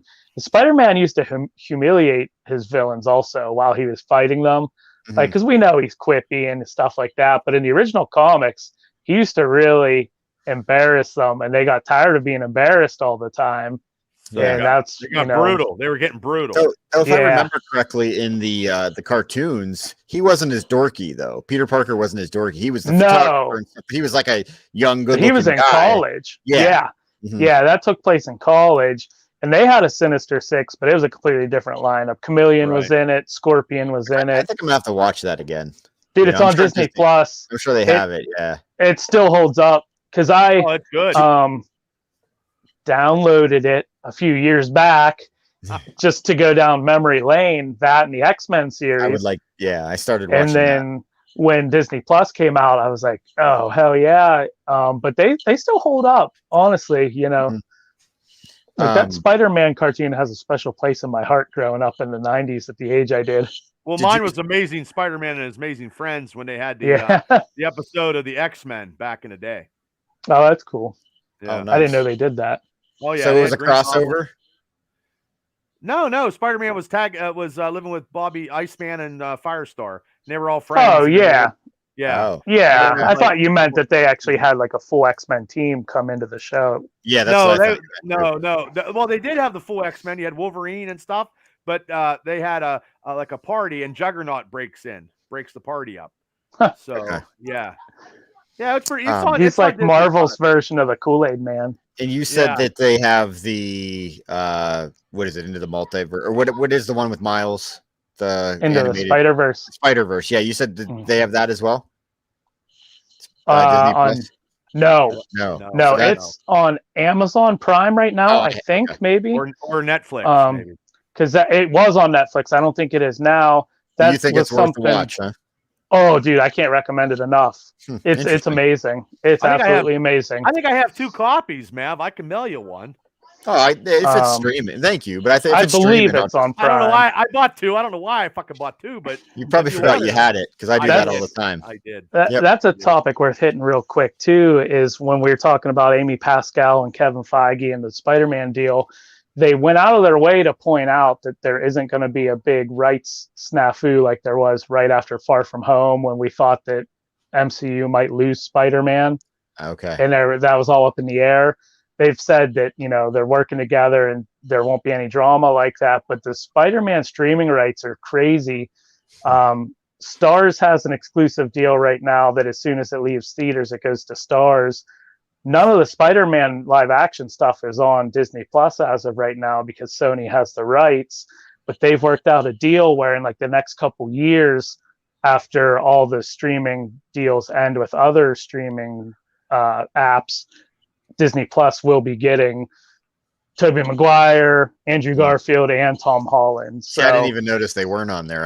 I really haven't dug into it. Yeah, they're not. But also, too, Sony doesn't want to get in the fucking slugfest with Disney because they already tried that. And Disney's making them all their money. The public opinion is like, Sony, you can't get it right.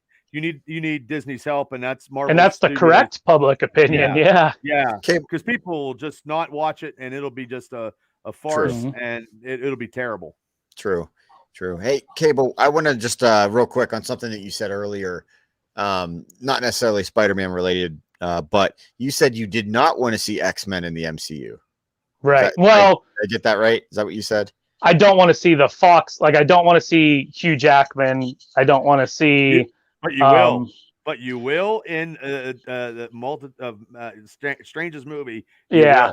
Now, if it's in the same capacity as No Way Home with the Spider-Man, they're in because of a storyline, but then they're back out, But the majority of the X-Men movies are so bad. I'm talking about if they revamped X-Men. I absolutely do. Okay, I do. I just don't want the carryover from the other ones. Spider-Man was my guy. Wolverine was his. So for him to say he didn't want to see X-Men in the MCU, I'm like, what the? No. Just the ones that we've already seen. Gotcha. So you're Bubs, you're saying with the new Doctor Strange movie, we might see a little glimpse of. I think you'll see. I think you're going to see Hugh Jackman as Wolverine, a little bit of crazy shit because it's a multitude of it's madness. Yeah. So Did you see the little clip with the? In the background, it has Wanda and it has Doctor Strange in the background, like on a stairs. It had a figure that looked like Yoda. No. Yeah, and it said this is just going to be effing crazy, is what it is. I mean, it's not Yoda, but it's something that they did on purpose to resemble Yoda. Okay. And somebody like zoomed in on it. It does. It's like it's blurry, but it's like an outline of Yoda in his ears. Yeah, it's crazy. Well, there's a character. There's character in Strange. Like Cable's just going to say that will make his appearance, and is one of his apprentices. So Rentra. And I don't have Minotaur. Yeah. Because I don't have a lot of Strange stuff because I don't have a lot of Strange books. Because right now he got killed in his own comic book. He got murdered, and his old form is trying to solve the mystery of his death now in the comic books. No way. That's an interesting storyline, actually. Yeah. That's really cool. It is good. And you can look at it on YouTube. I can't get any of the comics because my store doesn't have it. So when I go out and venture, I'm going to have to go buy it somewhere else because they did not have it because it probably sold off of the thing or they just didn't get them. But he comes back. Check mine if you want. Well, his younger version is trying to solve his murder because somebody murdered him in his fucking sanctuary. That's a really cool. Yeah, that is cool. That would be an interesting read, actually. And I have tons of stuff to read, and I'm so far behind. Yeah, you can only do so much. Yeah. So I'm the guy that's been speaking out against this for so long, but I think we're far enough out from the movie, and from what I understand, it's only rumors. Like I hate the leaks and everything, but there's a rumor that's catching a lot of steam that apparently Xavier shows up into Doctor Strange 2 and the Mr. Fantastic from the 2005 and 2007 Fantastic Four movies. I believe The that guy- too. Really? So this is Yeah. going to be a whole. Wow. It That's seems like it. yeah. I think it's going to be No Way Home. Not up in the ante, but it's No Way Home without having a Spider-Man centric lore. That is such a cool way to bring some old characters back because of the multiverse and all these. Mhm. But like, it's also all this is caused by Spider-Man in the first place. yeah. Spider-Man and well, Loki. or Doctor Strange going And along with the plan. and Loki. You know, Loki. yeah, And, because if you watch the trailer, which I don't know, we can talk about that for a little bit. But the second post-credit scene was Doctor Strange 2 trailer. They released it online, and the beginning of the trailer, one of the central points is Awesome trailer. Awesome. Yeah, trailer. you hear them saying you shouldn't have cast that spell, and it's like he's being punished almost, like he's going to be judged for breaking the universe. So well, if it wasn't for COVID, we'd already seen it because Spider-Man was supposed to come out in July. So Yeah. we'd already been. We're like a couple months. Yeah. Yeah. I'm telling you, it was a good move. Them putting it. Well, maybe not because July, some kids are off school. They might have got some more people to go to. Oh no, because the summertime is always a big blockbuster, same as Yeah. Christmas time is now. But that's because what I was saying. fireworks. Christmas, yeah. Yeah. Mhm. So that's why they did Spider-Man, and that's why they knew that it was going to be huge. Mhm. So, and maybe they'll start doing that now because there is no Star Wars movie coming out anytime soon. So Nah, why don't you which just sucks. why don't you just throw a good Marvel movie in the December slot and then shebang, then you got a whole bunch of stuff coming out. But honestly, yeah, I mean, there's so much Marvel, there's so much. This is never ending. Every day there's something new. I'm okay with that. Same It's a lot here. to keep up with, but like I said, that's why I have you two. Well, we're getting a break from it as much as I don't want. We don't have it any sucks. Marvel stuff coming out till May, That's unless okay. We have they Book of haven't. Boba Fett. Mhm. Yeah, but they haven't said any of the actual dates of the next Disney Plus Marvel shows either. So Nope. one of those might pop up in the beginning of the year, but that's it till May unless something else pops up. I think it's Moon Knight or She-Hulk. One of them. One of the other. Yeah, Yep. but either way, the Don't future know looks too bright. much about Moon Knight, She-Hulk. I think I've been vocal about this. I don't know how I feel about it, but we'll see how it goes. It'll be good. It'll be something to watch. You think so? You're a Hulk like purist. I find it hard to believe that you're Well, excited. about She-Hulk, especially in the late '80s and early '90s, she had She-Hulk this was really badass. interesting run Hmm. where she would break the fourth wall like Deadpool Before and Deadpool. actually talk to the readers of the comics. Hmm. And apparently she does that in the show too, I guess. Really? Yeah. But Again, we shall they see. haven't done anything for me to like, not believe it would be good. Mhm. But I just, the Hulk's the Hulk, right. bro. Yep. Moon Knight's gonna be Badass. something though. I know man. nothing about Moon Knight. That's the Yeah. thing. So that'll be interesting. I think you're gonna like it. Google it. Yeah. It's gonna be badass. It's Batman. It's fucking MCU's Batman. Okay. Watch what you see on Google though, because the internet has turned Moon Knight into this meme where they take a lot of old comic panels and they Photoshop words into the balloons that weren't actually there. Oh, And really? there's this really, really good panel where, because he has like moon-shaped boomerangs. Yeah, like he's Batman. He's Marvel's Batman. Yep. But he's throwing a bunch of these different throwing weapons, and the bubble just says random shit, go. But Moon Knight is legitimately crazy also. So if you're kind of familiar with the character at first, you almost believe that that's probably what he said. But it's just this running internet meme where they've taken all these panels and put. So what is he like? Is he like schizophrenic or? Like... Yes. Okay. Yes. He's schizophrenic and he's got a few different origins. And the schizophrenia storyline comes because they retconned him so many times that somebody decided to take that and make them all canon. He's got different personalities and yeah. But in the trailer, the clip they released, it looks, like they're going to really play that up because there's a part where he's looking into a reflection of himself and he walks away and his reflection still standing there. And then there's another part where he looks at I think another reflection and it's not the same facial expression he's making. And then he keeps hearing these voices that aren't his. And 'cause he's steeped in like Egyptian one of right. his stories is culture, and like he has this Egyptian sun god. So this could be all over the place too. Then. Oh Yeah. I mean, yeah. Okay. The rumor right now is that the villain is actually Dracula, because him and Dracula go pretty far back in the comics. And Ethan Hawke is in this too. Yeah, Ethan Hawke is probably the villain, and he's a very accomplished actor. So right. Yeah. But But anyway, what if I just got something on the board here? What if we could get World Breaker Hulk out of? I'm guessing this is She-Hulk, or would it be too much? I'm guessing that She-Hulk, MJ, and MJ. I believe if we ever got World Breaker Hulk, it would be huge. But I don't think that they'll pull the trigger on that, and because we have to get the Century, and we don't have the Century in Marvel MCU yet. So I don't think it would be a while. It'll be a while if this ever happens.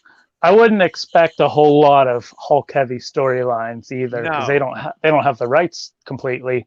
But Universal still owns some of the rights, so but they don't have Century, and you can't have the World Breaker Hulk storyline without him and Century destroying most of the city of New York anyway, and almost destroying the world. And it'll probably never ever happen, and the only way to get it is to read about it, because I mean World Breaker Hulk beats the fuck out of every fucking body, and that's the way he should be. And when he stamps his foot, he fucking rotates the earth off a 1 foot stomp of a wrestling ring, and it fucking shifts the axis of the world. That's how pissed off he was. So yeah, I think if She-Hulk leads to anything, it's going to lead into Thunderbolts. I think that's where that goes. And you're going to see the first appearance of the Wrecking Crew and Tatiana, I believe. Mm-hmm. Yeah. So Titania. Titania. I can't even fucking talk. Well, we've been talking for almost 2 hours. Yeah. So we'll have to wait and see on the World Breaker Hulk. It's a good storyline. I have all the stuff. So. Interesting. Okay, so anything else we want to do to button up Spider-Man, or? Well, are we gonna? I'm sure his son would have something to say. Or I mean, he's going to talk about probably multiple things, not just Spider-Man. But I mean, just anything you gentlemen want to say about Spider-Man before we bring in our special guest. 4.8, I say. That's it. Yeah, 5 for 5. Completely lived up to the hype. It recontextualized some characters. Coming out of the movie, Green Goblin, Doc Ock, Andrew Garfield's Spider-Man look even stronger than they did before. Tom Holland, superstar. Seems to be the gateway to this whole mind. And that's why we had to talk so long about the Spider-Man movie, because it's so in detail of what is transpired, and that's why we went as long as we did, because of Hawkeye and the Spider-Man movie all in 1 week. So that's why. Yeah, it's a big launching pad, and we're about to see probably one of the best adaptations of Spider-Man going forward. I mean, we saw the suit at the end. Give me 3 more. That's fine. Absolutely, I'll take it. Yeah, the suit was great. It was a little sparkly. What material was he using there?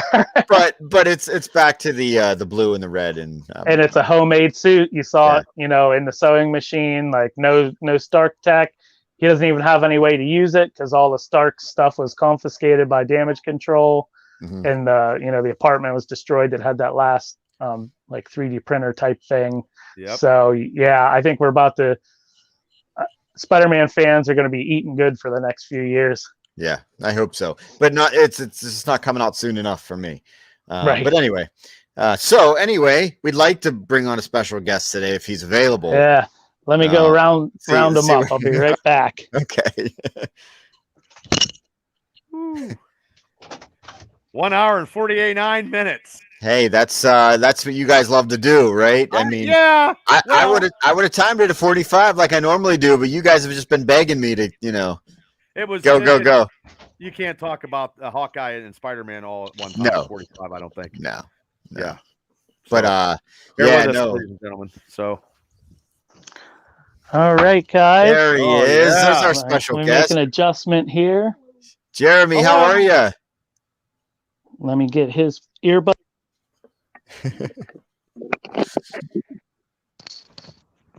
Flip it around. There we go. There he is. Hey, Jeremy, how are you? How you Good. doing? We have a special guest to the podcast today. This is Jeremy Thomas. How are you? Good. Yeah. Hey, first I just want to say happy birthday. Thank you. Yeah. Happy birthday. Did you do anything Happy fun? birthday. Went to the arcade. Nice. Got Eden Park. Nice. Open There you presents. Cool. Watched Hawkeye. Nice. Yeah. That's a good birthday getting to see Hawkeye. Mhm. That's for sure. But hey, so listen, we were talking Spider-Man earlier. What are your thoughts? I know I got to see it with you and your dad. So it seemed like we had an amazing time. But what are your thoughts on Spider-Man? It was really good Yeah. because it actually connected the story fairly well, and it's leading to other events now. Yep, I agree. I think so. But where would you rank it among the Spider-Mans? Do you think it's the best one? Do you think where you at with that? It's probably the best one. It goes, if I had to rank them, it goes from basically the exact opposite order that they came out. Okay.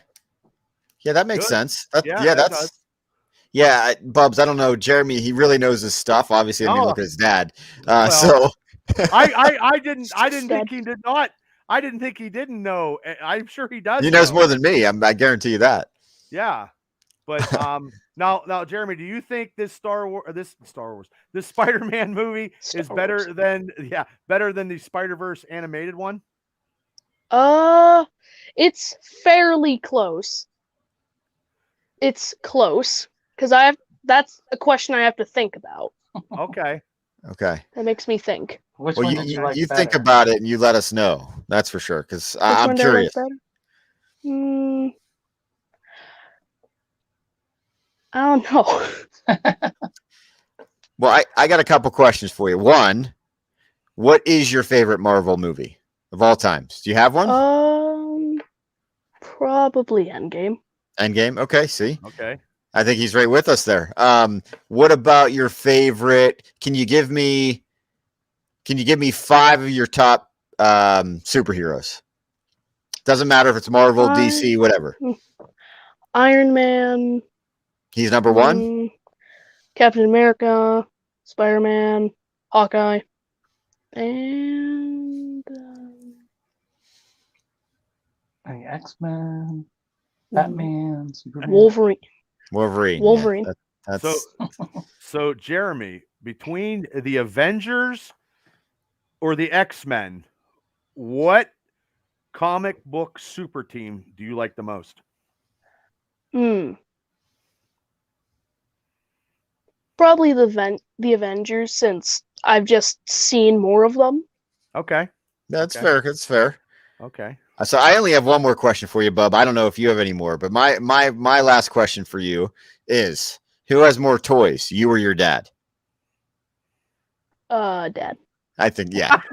The Does he ever let you play with them? no, No, I didn't think so. no. Bubs, you have anything else? I was just going to ask, I know Christmas is coming, and what do you prefer? Do you prefer action figures or movies, or do you collect Video comic games. books? Video games? I probably collect games. Games? Okay. So what would be if a super? What's your favorite game? Let's put it that way. I don't know. There are a lot to choose from in my 71 game library. Wow. Oh my God. Okay. Well, yeah, that's a good library. Flex. That's a good library. Fortnite? Nah, No? Okay. I can't think. Not a solid answer comes to mind. Well, that's did you ask for one in particular for Christmas? Yes. Okay. Well, I got it which for one? my birthday. Oh, Well, nice. I got the money to get it. Generation 0, so I could play it with my friend. Okay. Cool. I have no idea what that is, but hey, sounds like it's a fun game. I don't know either, but now, Jeremy, next time there's another Marvel MCU movie and you go see it with your dad, would you like to come back on the show and get your so we could get your opinion on it, because I like to get opinions from the kids, and you're a kid, and I'm a kid too, but you probably got a better opinion. But would you like to come back on? We'll bring you back on. If I don't know what next movies, I think maybe Doc Strange, maybe. Yeah. Okay, cool. It'd be great to come on. Well, thanks for joining us, man. We appreciate it. Like I said, we just wanted to wish you, happy birthday and a Merry Christmas. I hope, mom and dad treat you well for Christmas. So it's well deserved. Thanks for coming on. We'll see you, buddy. Appreciate it. See ya. That was awesome. Better interviews than some of ours, right? Yeah. Smart kid. That's why, No.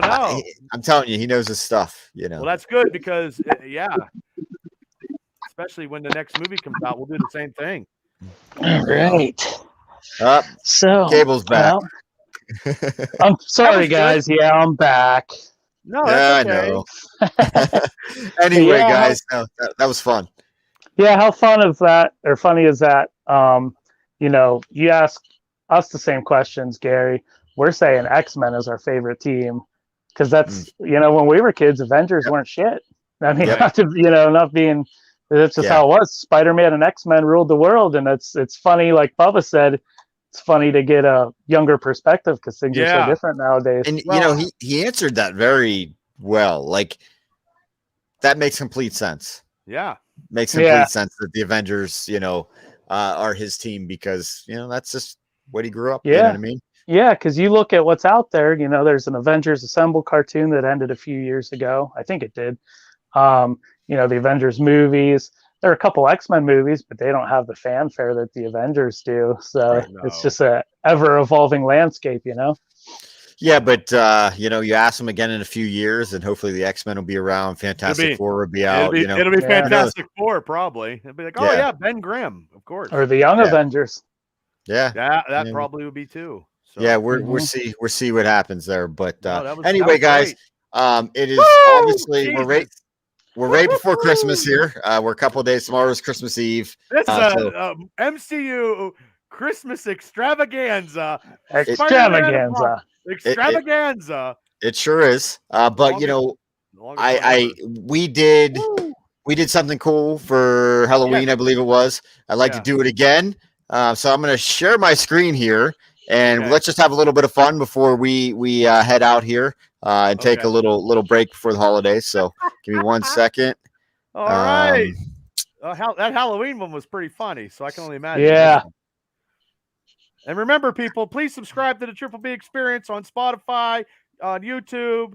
Come on, we got lots of shows. Thanks for the. Yeah, I know. I just try. We usually don't talk this long if this is your first one. No, but this is like a wet dream for Cable and Bubba. Absolutely. It's like Spider-Man warranted it. I mean, that movie, it needed time to talk. Yeah. And we didn't even dissect it. We could dissect it 6 times over. Yeah, right. Right. Can you guys see my screen? Not yet. No, not yet. Okay. No. So give me 1 second.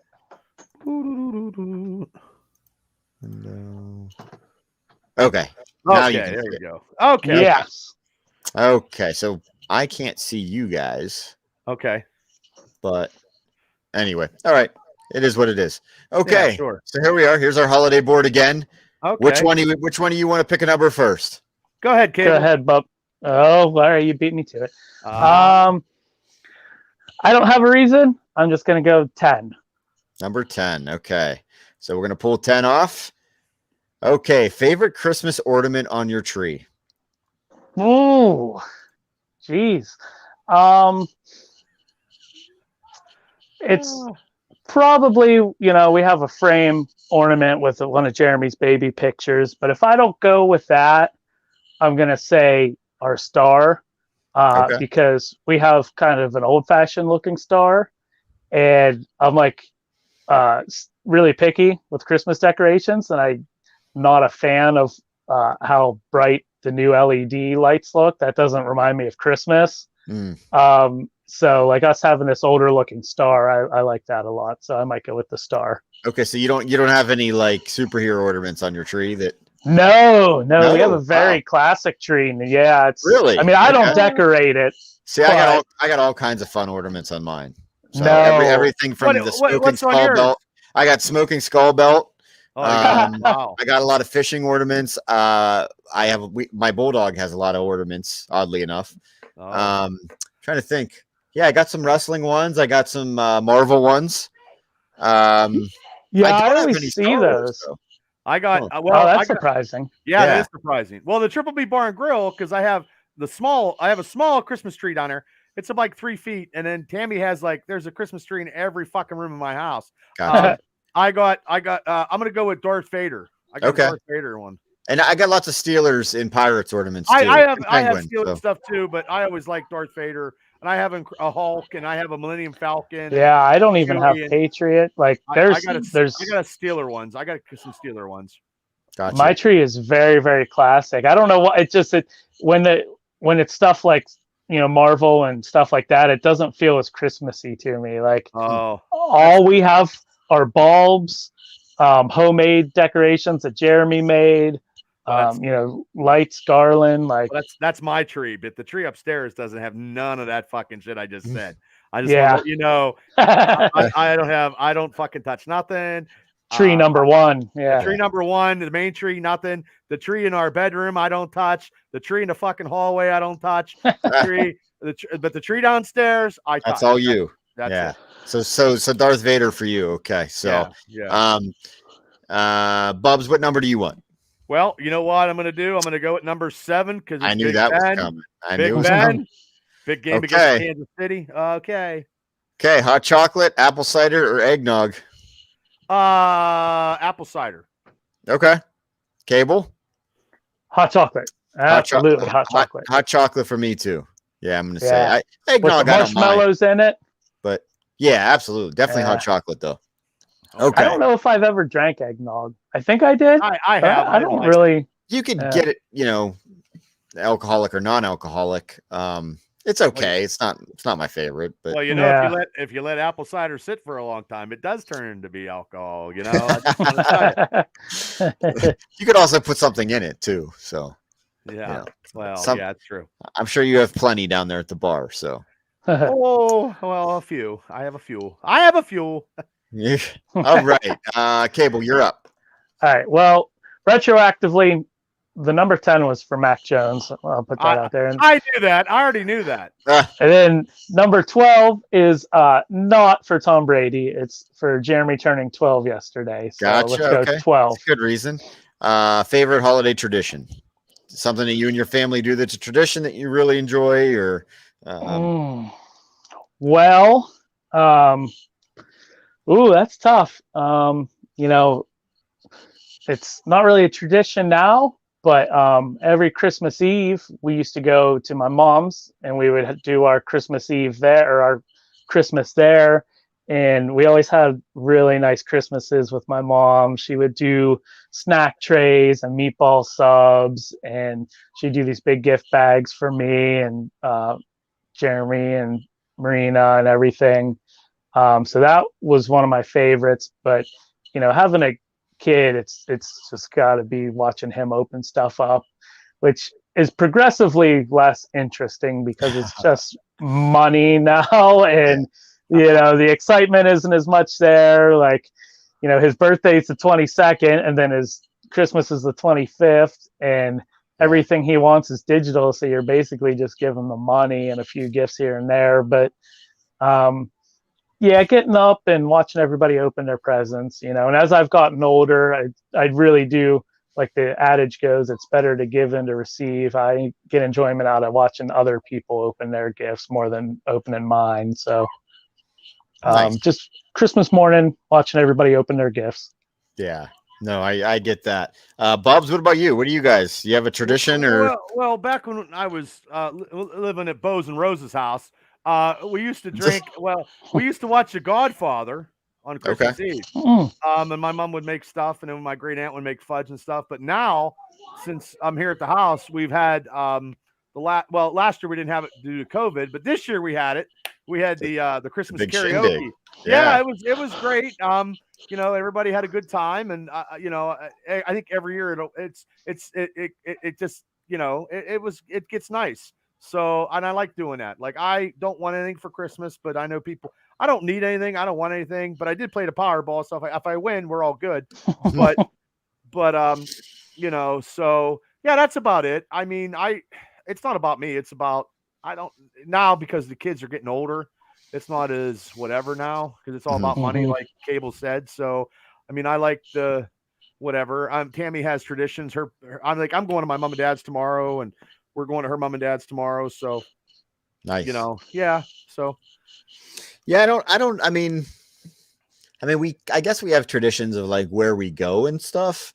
But like, as far as like just actual traditions, all the Christmas movies I love to watch, Christmas Story, Christmas Vacation, right. Santa Claus, trying to think of what else Jingle All the Way. Jingle All the Way. Yes, I like it. Yeah, of course. Turbo Man. All the Christmas. I love watching those. Obviously, Christmas Story. I don't know when it comes. They're still doing it this year. About comes on Christmas Eve. I believe so. Yeah. I leave it on. I leave it on throughout the night. And now Christmas Story has so just like something. The Christmas movies, the Christmas Story has something now because we interviewed Scott Schwartz. So actually, we interviewed that dude. Other than that, that's not it. Yeah. Hey, maybe we'll do a 24-hour loop of the Scott Schwartz interview every Christmas. Yeah, maybe. Yeah. Well, we're gonna don't give Bubba any ideas. No, okay. We're gonna start getting some new people eventually. Yeah, we will. Like we'll get back on it. Yeah. So. But anyway, Bubba, you're up. Let's go. I'm gonna go at number 16, Mark Malone. Number 16. Okay, most annoying Christmas song. Oh, that fucking Mariah Carey fucking song. Whoa! I'm out. What the hell? I can't stand it. You like that, Cable? Is that what? There's now that I'm in my accelerated age, there's a nostalgia for early 90s music that even if it's stuff I wouldn't have listened to back then, and there's something about early 90s Mariah Carey that just makes me think back to that time. Just get you going. I turned it channel. Yeah. I like the old stuff. Mariah. I do too. Well, I didn't like that until recently because that's old now. That's 30 years ago almost. Yeah. Well, what would yours be, Cable? Most hated, right? That's what we're doing. Most annoying, most hated. Or most annoying. Oh my God, I can't think of what it's called, but the one where they keep counting down all of the 12 Days of Christmas. Yeah, 12 Days of Christmas. I love it. Oh, you don't like that one? What's the one? The drunk guys from Canada. I like that version. That's awesome. But the original I don't like. I have a really big pet peeve with songs that keep repeating lines in them. And I know that's the whole setup for the song, but it still gets to me. So I'll go with that. We made one up at work, but we can't say it because we would probably get in trouble. Mine would probably be the Christmas Shoes song. I just can't deal with that. Oh. You know which one I'm talking about? I know. No, I don't know if I know that one. So depressing. No, I'm not going to sing it. But it's about this little boy that his mom's dying and he wants to buy her these Christmas shoes, and I just can't deal with it. Oh my God, that's no. I mean, look it up if you want, but it's bad. No. I don't want to hear that. So I will say this: a lot of people think like Dominic the Donkey is annoying. I don't care. I love it, probably because it annoys people. Grandma Got Ran Over by a Reindeer is another one that's not annoying to me, that annoys most people. But yeah. Anyway. Yeah, Grandma Got Ran Over by a Reindeer might be up there for me, but it's just because I've heard it so many times, which I've heard them all, but I don't know. I just like when things annoy people, and I just think it's funny. I don't know. But anyway, Cable, go ahead. All right. Well, I'll go with the 17th, which in my mind is now christened as Spider-Man No Way Home Day for the rest of my life. There you go. Okay. Wow. Have you ever snooped at your Christmas presents? Oh, yeah, absolutely. All right. So when I was, that would have been like 97. So I was about 10. I don't know why. I went downstairs in the middle of the night on Christmas Eve, and there were presents everywhere. Still believed at that point, so I didn't know what, I thought I would peel the corners off of the boxes to see what they were. Maybe I could just see enough. And I just completely lost control of myself. And I opened up every single gift I got that year while my parents were sleeping. And they came down at like 5 a.m, 6 a.m, and every gift was open and they missed it. And that didn't hit me till a few years later, how big of a blow that was for them. So I did that. And then, once I knew what the jig was and everything, I knew that they had to be in the house somewhere. So yeah, there was, I usually knew what I was getting for Christmas before Christmas rolled around. Bubs, what about you? Well, the time that I knew that I got all the Buck Rogers action figures in the late 70s. Nice. But then that was it. But also too, when I was in my teens, because I used to work at a young age, I would buy my own. I'd buy my own fucking gifts. Then I'd wrap them up. I still do that. I don't do that. Well, I don't wrap them up now, but I would be like to JR from JR, because I'm a junior and that was my nickname before Bubba. But then I was like, oh my God, it's Wrestle Magazine. It's awesome. That's what I always wanted. Yeah, because that's what I bought. I used to buy stuff or comic books or something because I used to work when I was younger, and then I would just buy my own stuff, which sounds crazy, but now I do it anyway. If I want something, I just go get it. Yeah, but you're not going to wrap it, right? You're not going to wrap it. I love that part of the story. I don't wrap it. His own gifts to himself. I wrapped it back then, but that's funny. Well, to tack on a tiny bit to that story, it was funny when I would start snooping through the house and find my gifts. That was when I was watching wrestling, so it was always wrestling figures. Right. And I was so spoiled at that point that I was still, I didn't get an allowance essentially. It was just my mom would take me to the store every week and she'd tell me to go pick something out. And she would get nervous because she's like, well, maybe you shouldn't get something this week, because what if you get something that you're going to get for Christmas? And I already knew what it was. So I would get the ones that she didn't get me, but I couldn't tell her that either. So I'd be like, it's okay. This isn't one of the ones I asked for, or something, whatever I could to just convince her to let me get it. But yeah. Right. That's funny. Did you snoop, Gary? Oh, as a kid, yeah, of course. You wrap your own gifts? No, I didn't do that. Yeah, that's a Bubba original as far as I know. That's all you, Bubs. But no, yeah, I mean, as a kid, you just, seem to find it, right? Yeah, once they got to be somewhere. And yeah. Yep. But anyway, who is up? Bubba. Okay, Bubs, you're up. Number 6, Bubby Brister. Oh boy, here we go. Okay. All right. Was there, well, boy, I can't spell. Was there a gift as a kid that you wanted that you didn't receive, is what I'm trying to say there? No, I don't think so. No, because you bought it yourself and you wrapped it. Well, no, I got a lot of I got a lot of good stuff when I was growing up. I was never deprived of anything. I had Star Wars figures, Hot Wheels, Army guys. Everything I ever wanted, I wanted, because at that time there was not electronics. It was all like, I wish I had. I mean, I got the whole first series of Star Wars figures in less than a month. I bought them all. No way. Yeah, wow. I mean, you still have them? I still have them in a box. I mean, my mom. Wow. Okay.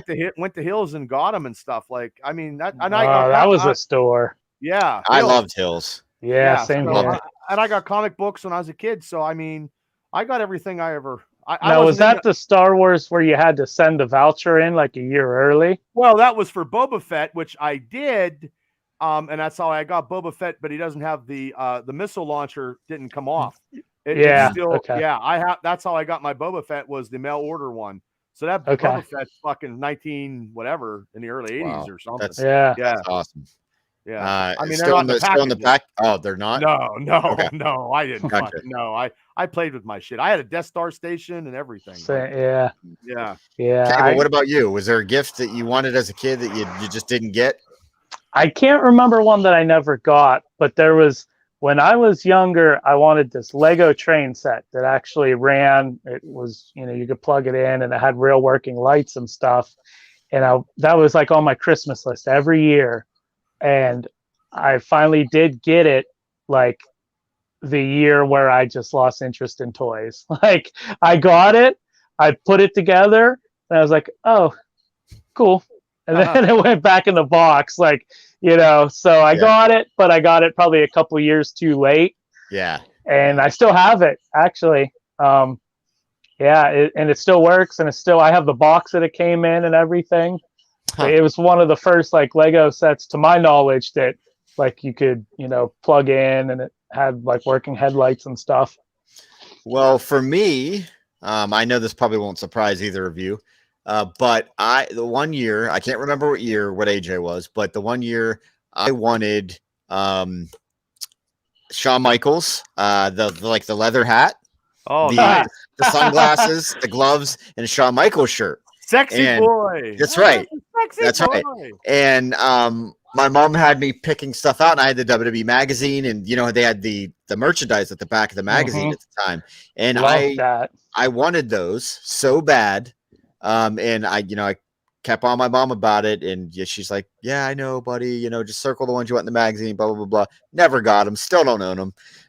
So what'd she get you then? Oh God, I don't know. Who knows? Socks. But it definitely wasn't my Shawn Michaels swag. I can tell you that. Yeah. So it still haunts me to this day. Not gonna lie. So, but it is what it is. All right, Cable, you're up. All right. I'm going to go with one because I'm banking on the Steelers beating the Chiefs and us beating the Bills, which puts us back in the number one spot. Ooh, I'm banking on us beating the Chiefs too, and I will do that on a Steeler review. How did you find out that Santa was not real? I don't remember how I actually found out. Or what age, maybe. I don't remember what age specifically either, but I'm going to say around 10 or 11. I think, because I remember just having a feeling like, that something was fishy. Mm-hmm. And at that time, my mom was working, and I was in this like after school daycare essentially for older kids. And it was all kids were in this group, no age limits. And there were kids a couple years older than me. And when Christmas came around, it was all the kids were like, so do you still believe in Santa Claus? And like these kids are like a few years older. I'm like, no, trying to be like a hard ass, And then I went to my mom like later on that day, like just so worried. And I was like, if I told kids that I didn't think Santa was real, but I really think he's real, will I still get gifts? But it was about that time, so I'd say probably about 10, I think, was when, maybe 11. Okay, so Bubs, what about you? Probably that time, probably 9, 10. Yeah, because I was wrapping my gifts at an early age. So. Yeah, that's true. Yeah, you were the older kids that were telling Cable Santa wasn't real. Santa's not real. I got my own gifts. No, yeah, I never said that, but I mean, I was snooping and I seen stuff. Like I said, when I found out, when I got all the Buck Rogers action figures and the big giant helium flotation device, then I knew that, I knew the gig was up. So I don't know what year that was, but I mean, yeah. So how about you? How about you? Hello? I think he's lagging just a little bit. Oh, he is. Yeah. Yeah. Hey, Gary. Hey, you guys, I'm here. I hear you. Oh, you're lagging on our end a little bit. Yeah, you were, man. You're good now, though. Yeah, I hear Bubba glitching out. I heard Cable just fine. I don't know. Oh, okay. Anyway, I can't see either of you, so I have to look at the board. Oh, yeah. But anyway, sorry. For me, I was really young. Actually, it wasn't. Yeah, I'm thinking it was. I had 2 older sisters, but honestly, I don't remember when or the time. I don't know. I just it was kind of just. And I don't claim to be a smart person, but I'm just saying, I kind of was too smart for that shit. Oh, yeah. Just saying. I don't. Okay, Doogie Howser. I'm a suspicious guy. Like I'm pretty curious. I know you are. There's not much to get past me. I mean, I'm just saying that. You know, it is what it is. You know. But anyway, who's up? I don't know. Bubba. Bubba. Okay. Shit. No, 13 for Dan Marino. Okay, 13 it is. Can you name all the reindeer? Fuck no. How many are there? Do we even? I thought there was 12. Let's see if we can get them I was together. thinking 9. Dasher, Dancer, Prancer, Donner. Donald, Vixen, Comet, Donald, Cupid, or Rudolph. I don't know. Where are we at? Dasher, Donner, Dancer, Vixen. Donner, Vixen, Comet, Cupid, Donner, Blitzen. Blitzen. We said Donner twice, though. Oh well, he's twice. It's a clone. He's a variant. Yep. Well, I think the simple answer is no. Okay, no, none of us can. No. Not even. Because I don't even know if that's enough. Like, we named a bunch of them, but I don't know if that's it. Yeah, I don't know how many there are. So I don't even. Yeah. I don't know. Anyway, yeah, I guess the answer is no. All right, Cable, you're up. I just envisioned Bubba swearing all the reindeer off when he's wrapping his own gifts. All right, what's left? Let's go 14. 14. No real reason why. Okay, best Christmas present you ever received. Oh, I know mine wasn't the Shawn Michaels stuff. That's tough because you can almost break that, as a kid and then as an adult. Like, that's too. First one that comes to mind. Well, all right. The first thing, one of the things I remember being over the moon about, which was one of the gifts that I opened in the middle of the night without my parents. That year, like every year, tended to be a theme almost with all my gifts. Like one year was all Power Rangers, one year was all. So that year was all Jurassic Park Lost World toys, and I got the big like double not van, but like trailer from the movie where they had the 2 trailers that were like labs and stuff connected. I got that, and I loved that. I played with that thing forever. So I'll say that. Baba? I'm thinking when I was a kid, it was probably Star Wars. I think it was the Death Star station. Okay, well, that's pretty hard to beat. Yeah, and then like I got a popcorn maker from Tam's mom and dad, and that's a good one. That's a good one for me too. Yeah, comic books, Star Wars, and wrestling. Steelers, comic books. Like now, those are the main 3 topics. If that's what I get, I'm happy. Yeah. So, but I'm not looking for gifts though. I really don't care. See, for me, I don't know. Not one that really comes to mind. Well, I'd like to have a gift, but I don't think I could say it on this fucking. Well, yeah. Anyway, it was probably wrestling figures. Me and wrestling figures. I always loved those. But like one that comes to mind was at my other job. My team, my staff, they all went together and they got me my own bobblehead. That'd be cool. So if nothing else, I have my own bobblehead. So let me ask you a question. Sure. Did it have a hat on? It did not. Oh no, man. No, wow. It did not. Okay, well, no. How do you know it was you then? Yeah. No, it looks like me. I'll have to. Does it bring go it down and share it sometime? Put it on the Triple B Instagram. Does it go like this or does it go like that? I can't see you, so I don't know what you did. Oh shit! Well, never fucking mind then. Cable did. He saw it. Yeah, left and right or front and back. It does both. It does it all. Oh well, they must have they shipped extra in for that then. Well, man, I'm not much of a yes man, so going like this it might be a little hard. But anyway, who's up? Funny. Cable. Bubba. Oh, let me go with number 11, Chase fucking Claypool. Oh boy. Okay, here we go. Favorite holiday memory? Do you have one? I mean, just when I was a kid, watching The Godfather. I don't know. I think maybe for you, it's still to come. Maybe Mm. your favorite holiday memory will come. Well, yeah, maybe. What He about can't see you, Cable? Bubba. I Dude, know. Bubba's doing all kinds of hand gestures to you, Jesus. Gary. Anyway, I keep forgetting he can't fucking see me. I know. I'm sure I'm getting the finger or like being shushed or yeah, there you go. Yeah. There you go. Yeah, Mhm. yeah, that's funny, Um, man. I forgot. God damn it. I think my favorite was the first year Jeremy was excited for Christmas. Okay. Because the first few years they don't really know what's going on, and then for whatever reason Jeremy's just a very laid back kid. So there was a handful of years where he didn't want to get up. First of all, we've had to wake him up on Christmas morning See, that's almost every crazy, year. man. I was up at know, the ass crack of dawn. blows my mind. And then because we're waking him up, he's still like lethargic and stuff, and So the first year where he was legitimately excited and everything, that's probably my favorite. Nice. For me, like I said, obviously, Christmas with, Dylan so far.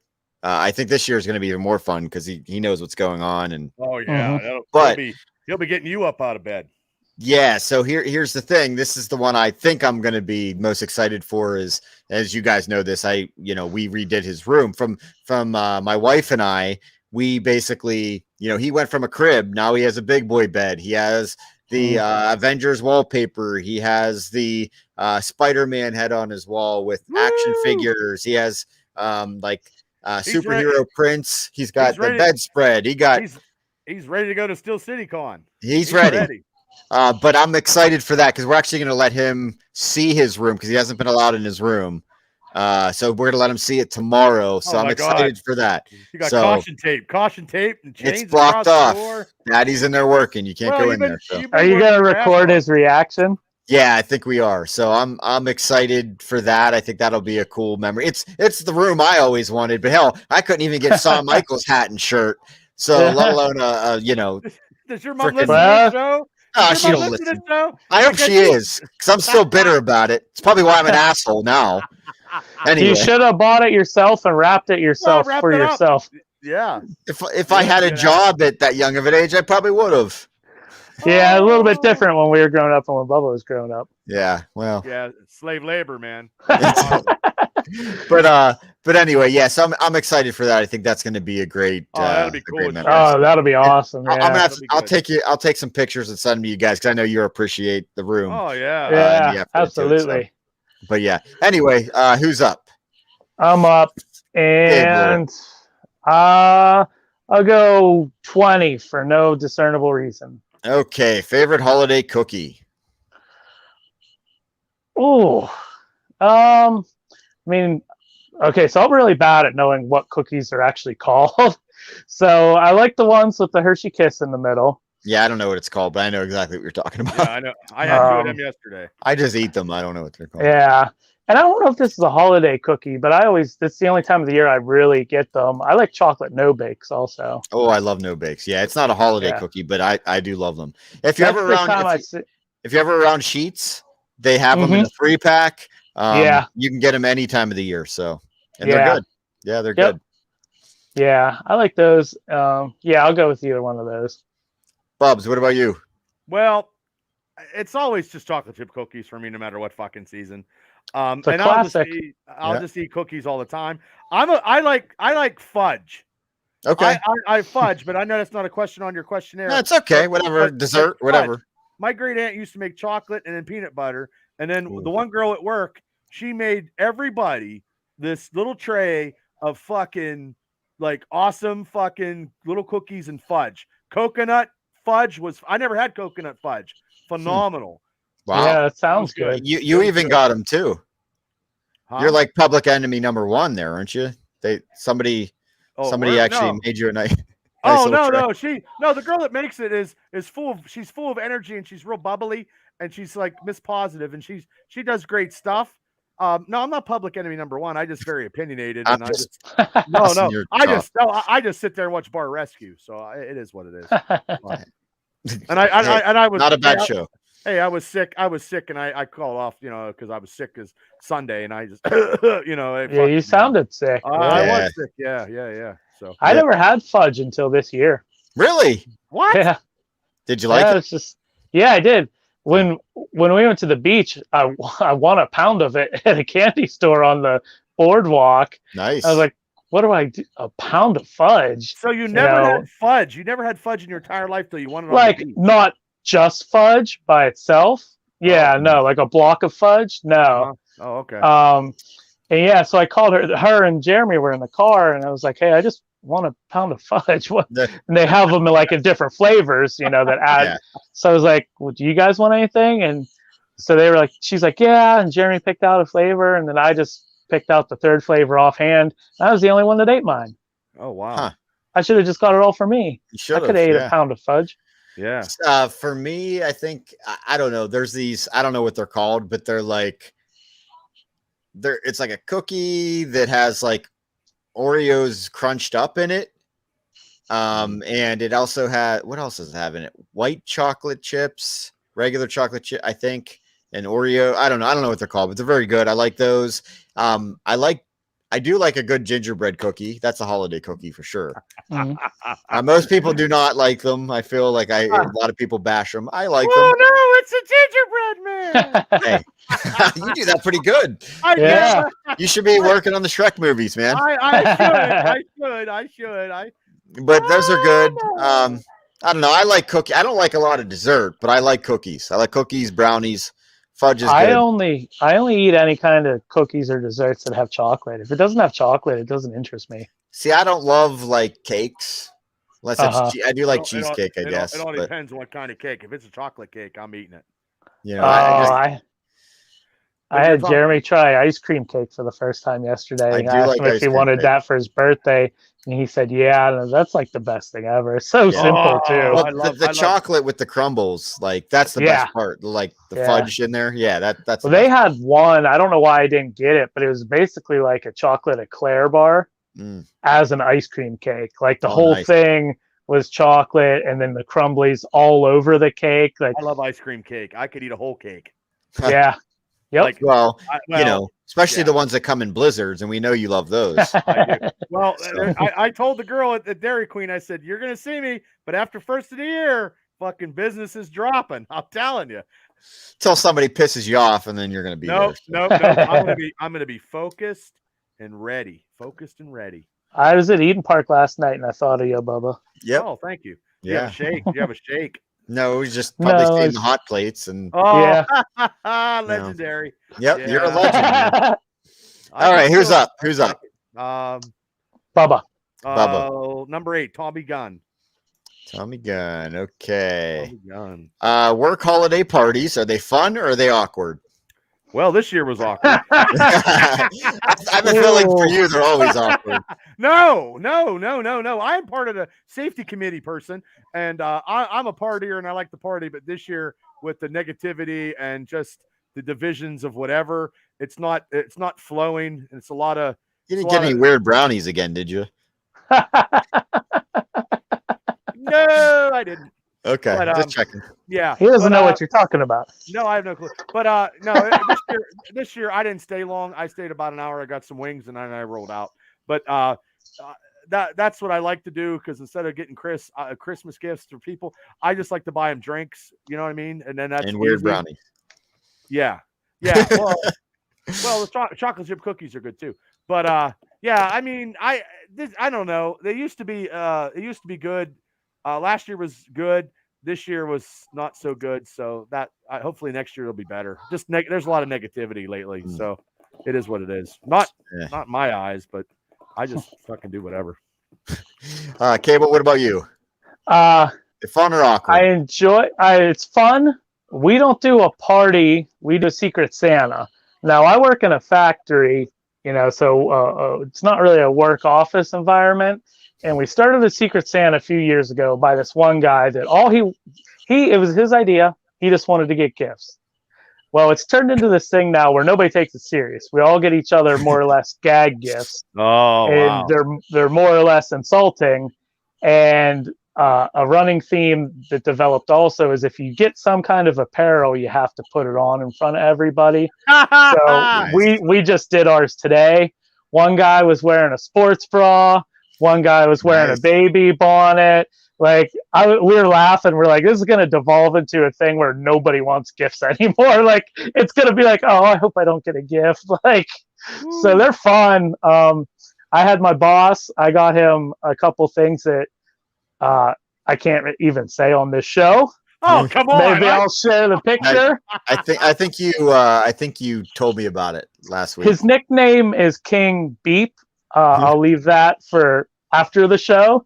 I got him a personalized name tag that says that, and a crown. So can I say it? Can I guess? Well, yeah, go ahead. But it'd be King Dick. Nope. No, okay. More offensive. Oh. Anyway, I'll save it for post show. Who's up? Well, do you enjoy them or do you not? Oh, me? Here. Oh, Yeah. sorry, I forgot to answer. I don't know, man. 2, 3, Sorry. 4. I'm gonna say awkward. I'm gonna go with that. Yeah, they're more awkward than anything. Why? Because you can't be yourself, or you don't want to party with your people. You have to be around people you don't want to be around. I have to. Well, I have to say I haven't actually been to one in person for a long time. Even ours this year's was virtual. So I don't know if that makes it more awkward or less awkward. Well, I mean, it's just like we're doing now. Yeah. So you could shut it off like, hey, click. Yeah, I guess you just have drinks and we played Family Feud this time. Are you fucking kidding? Yeah, cool. there was a guy that came. There's 2 guys that came in and like they did it. Like it was a thing, and like your phone was your buzzer, and I mean, so that wasn't bad. But like, there's some awkward ones, you know. That's fucking. That'd be cool to do Family Feud on this somehow with topics that we are versed in. You could, but you have I to. think it'd be hard to set up. You'd have to have people survey. You know what I mean? Like, 'cause it's based on the survey. But anyway, unless there's one's already made up somewhere. 100 people from Blairsville states. The best. Well, we'll just send you to work with the survey, and you can get all your inmates. Anyway, okay, who's up? I don't. Me. Okay. I'll go 18. 18. Okay, ham or turkey on Christmas? Oh, ham, 100%, 1000% ham. Same here. Ham. Unanimous. Ham it is. I don't know. My wife's family, I don't know. They do turkey. Nobody. I don't. What do they do on Thanksgiving? Turkey. Ham. So and they're turkey. Caitlin said, well, ham's for Easter. I said, well, no, it's for Christmas too. So just recently they started doing ham as well. But that's because of me. So buy a duck. Yeah, I guess. I don't know. Weird. Turducken. But anyhow, definitely ham across the board. Ham. Bubba, what number? Oh, give me number 19 for David Woodley. Okay. So would you rather have a red nose like Rudolph or be green like the Grinch? Weird question, I know. Oh no, I'd rather be green. Yeah, I was gonna say that plays right into Bubba's hands. Yeah, there you go. Green. Yeah. Green. Yeah. I would say the same. Yeah, green. Yeah, I'll go green too. I don't want to look like I have a big zit on the end of my nose. You know, right. I'd had enough of those. Yeah. And then you could pass as a Ninja Turtle also. Yeah. Sure. See my Ninja Turtle holiday shirt. You're yeah, there you go. I know you guys have no holiday spirit. You know. Oh, I do have holiday spirit. Well, Bubba was playing music, but then we couldn't hear anything. Yeah, and I had to shut it down. It looked like somebody was dying back there. Well, I'm looking at the fireplace with the dog and stuff. So. Oh, okay. Yeah. Anyway, is my pick? Yep, your pick. Let's go 5. Number 5. Okay, favorite Christmas song. Oh, probably Mariah Carey. No. Oh, geez, that's a good one. I like Last Christmas. I do like Last Christmas a lot. But there's not always the original. There's a couple covers that are really good. Oh, I'm drawing a blank. Yeah, or Have Yourself a Merry Little Christmas. I like that one. Okay. Bubs, what about you? I have a feeling I know. No, it's not. It's got to be an Elvis. It's got to be. I can do it in karaoke, but I do like other stuff. Like I like other songs, like older songs. Well, Like I like a lot. what's Like your favorite? I've been listening to Christmas tunes for the last month. I don't know, probably White Christmas. Bing Okay. Crosby. So you like that movie too? No, just Oh, okay. like White Christmas. Just Okay. I like this because I try to sing like stuff. You know what I mean? And then Tennessee won. Oh, Wow. wow. Okay. Anyway, Did they? Damn. yeah. Shit. Yeah. For me, it would be probably Oi to the World. Neither of you probably know what the hell that is, but yeah, Oi to the World or probably Jingle Bell Rock. Did you say Oi to the World? Oi to the World. Yep. Who sings that? Well, no doubt that a cover of it. Oh, I wouldn't. But who the heck was it? Give me 1 second. I'm drawing a blank here. Oh no. You're Actually, the music guy. Yeah, I know. While right? you think, I'm going to throw out an honorable. The Vandals. Sorry. Vandals. Okay. Yeah, drawing a blank. Sorry. I'm going to throw out an honorable mention to Chuck Berry, Run, Run, Rudolph, because that makes me think of Home Alone. Gotcha. Yeah, that's Mistress for Christmas, AC/DC. There you go. There you go. Oh God. Okay, who's up? I don't know. Bubs. No, it wasn't. Couple more left. Oh, number 3, Norm Johnson. Norm Johnson. Okay. All right. What date is it acceptable to decorate and start listening to Christmas music? Oh shit! My house, it's like before Thanksgiving. Before Thanksgiving is. I say anytime after Halloween. Go for it. Yeah. I listen to the music, so yeah. We the Tam decorates like boom, and it won't. The Christmas tree won't come down till spring. Well, Christmas tree will come down after the first of the year, like sometime, Not in this household. But I think Christmas is too much work to just do it for a few weeks, so I just put it up after the holidays, and that way you can enjoy it a little bit longer because it is just a lot of work. Yeah, it is. What about you? I'm going to be the Grinch. I'm going to say it was like Christmas Eve. The day after Thanksgiving is the absolute earliest I want Christmas stuff up, and that's turned into a tradition. The day after Thanksgiving, you eat pig out on Thanksgiving. Sometimes we start putting the tree up because we have a fake tree. We start putting it up the night of Thanksgiving because it takes so long to unfold all the limbs and stuff. Right. But now I got Dad's helper. I just make him do the majority of it and goes a lot quicker. But yeah, I don't. After Thanksgiving, because I'm big, especially the way my mom was, she celebrated. Every holiday was a huge holiday. So Halloween, all of October is for Halloween, all of November is for Thanksgiving up until Thanksgiving. And then the New Year's Day tradition is taking all the Christmas stuff down too. I just want to get it put away and be done with it. See, for me, like after Thanksgiving could be a little too cold, so I don't want to do my outside stuff if I don't have to. See, I have app lights, so I can change my lights to whatever holiday I want. Woo, that's cool. Oh, that's cool. So, like, it could be, Valentine's Day. I could change it pink and red. It could be 4th of July, and I could red, white, and blue. I don't leave them up that long, but what I'll do is I'll put them up, the beginning of October, and then I have my Halloween lights.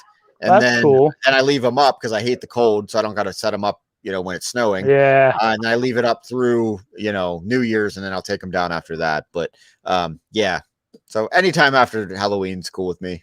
It's fine. Well, I didn't even put up our outside decorations because this year turned into such a mess here at the end and everything. Yeah, but you guys are the only one that probably see them back where you live. Yeah. Very that's few. all, that's all it was for us anyway.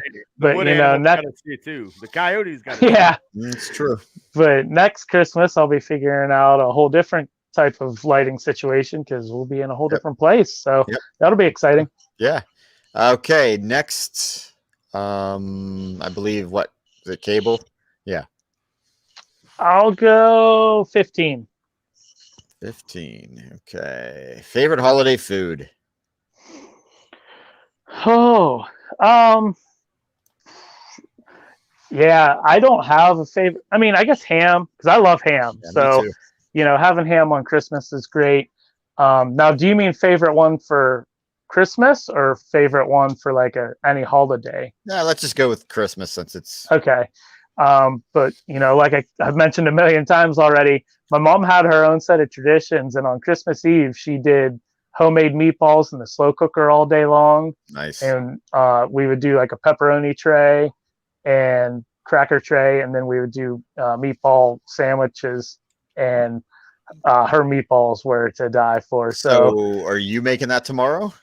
Keep the tradition No. alive? No? Her boyfriend's going to, Okay. because we're going to their house, to Nice. kind of carry the tradition.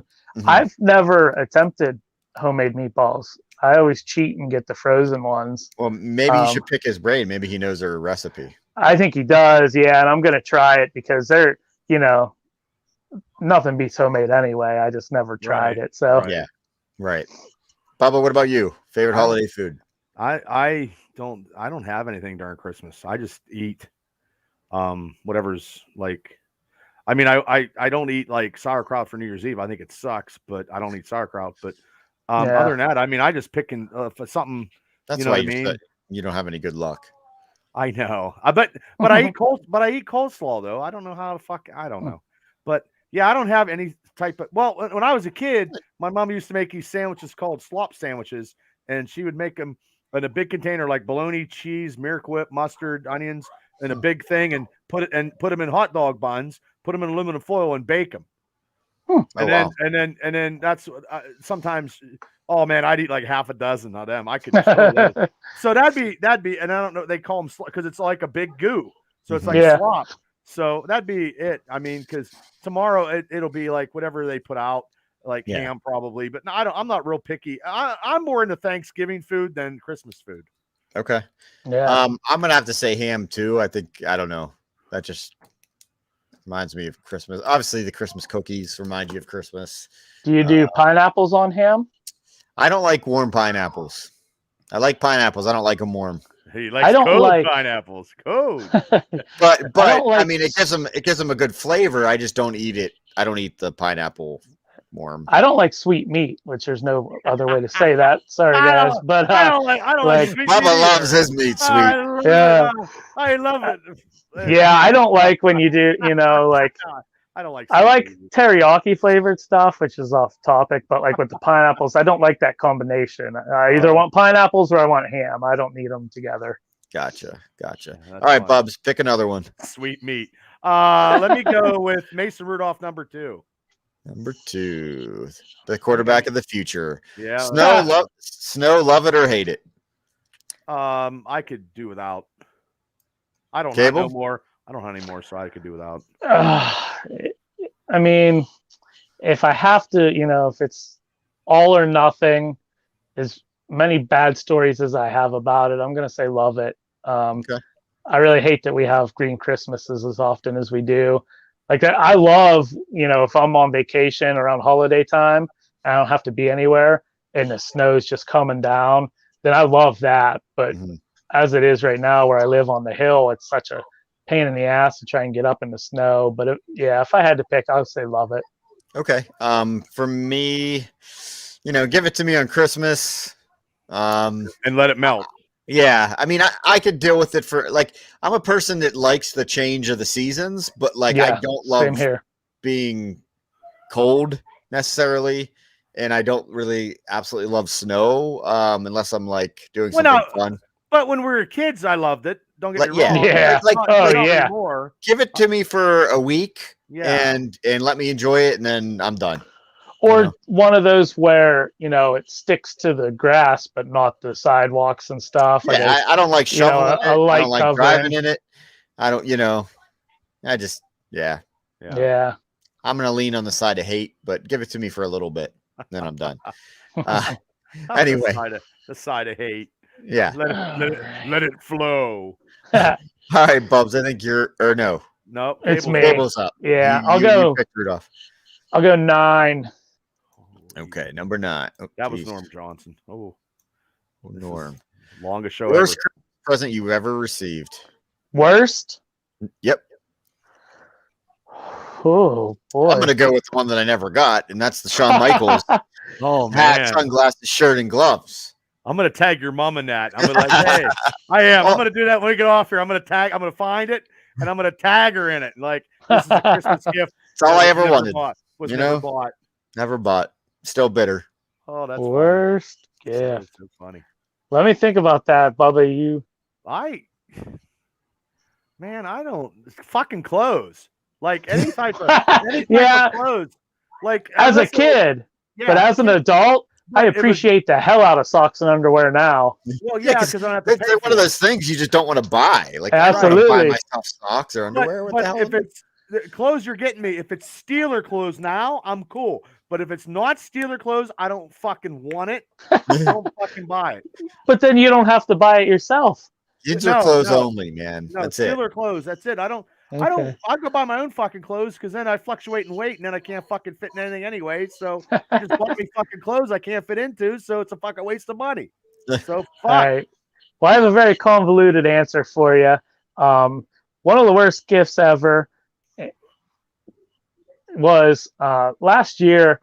I almost I had to go to the hospital because I got a piece of beef jerky stuck in my throat. Oh shit. And yeah, they had to do a scope. They had to pull it out. It was a whole ordeal. Holy fuck. How And much beef jerky was it? what's that? What'd you like say? a big piece of jerky? No, I have this thing. I've had it ever since I was a kid where if I don't consciously pay attention to how much I chew my food, it'll get stuck like down near my stomach, like way down.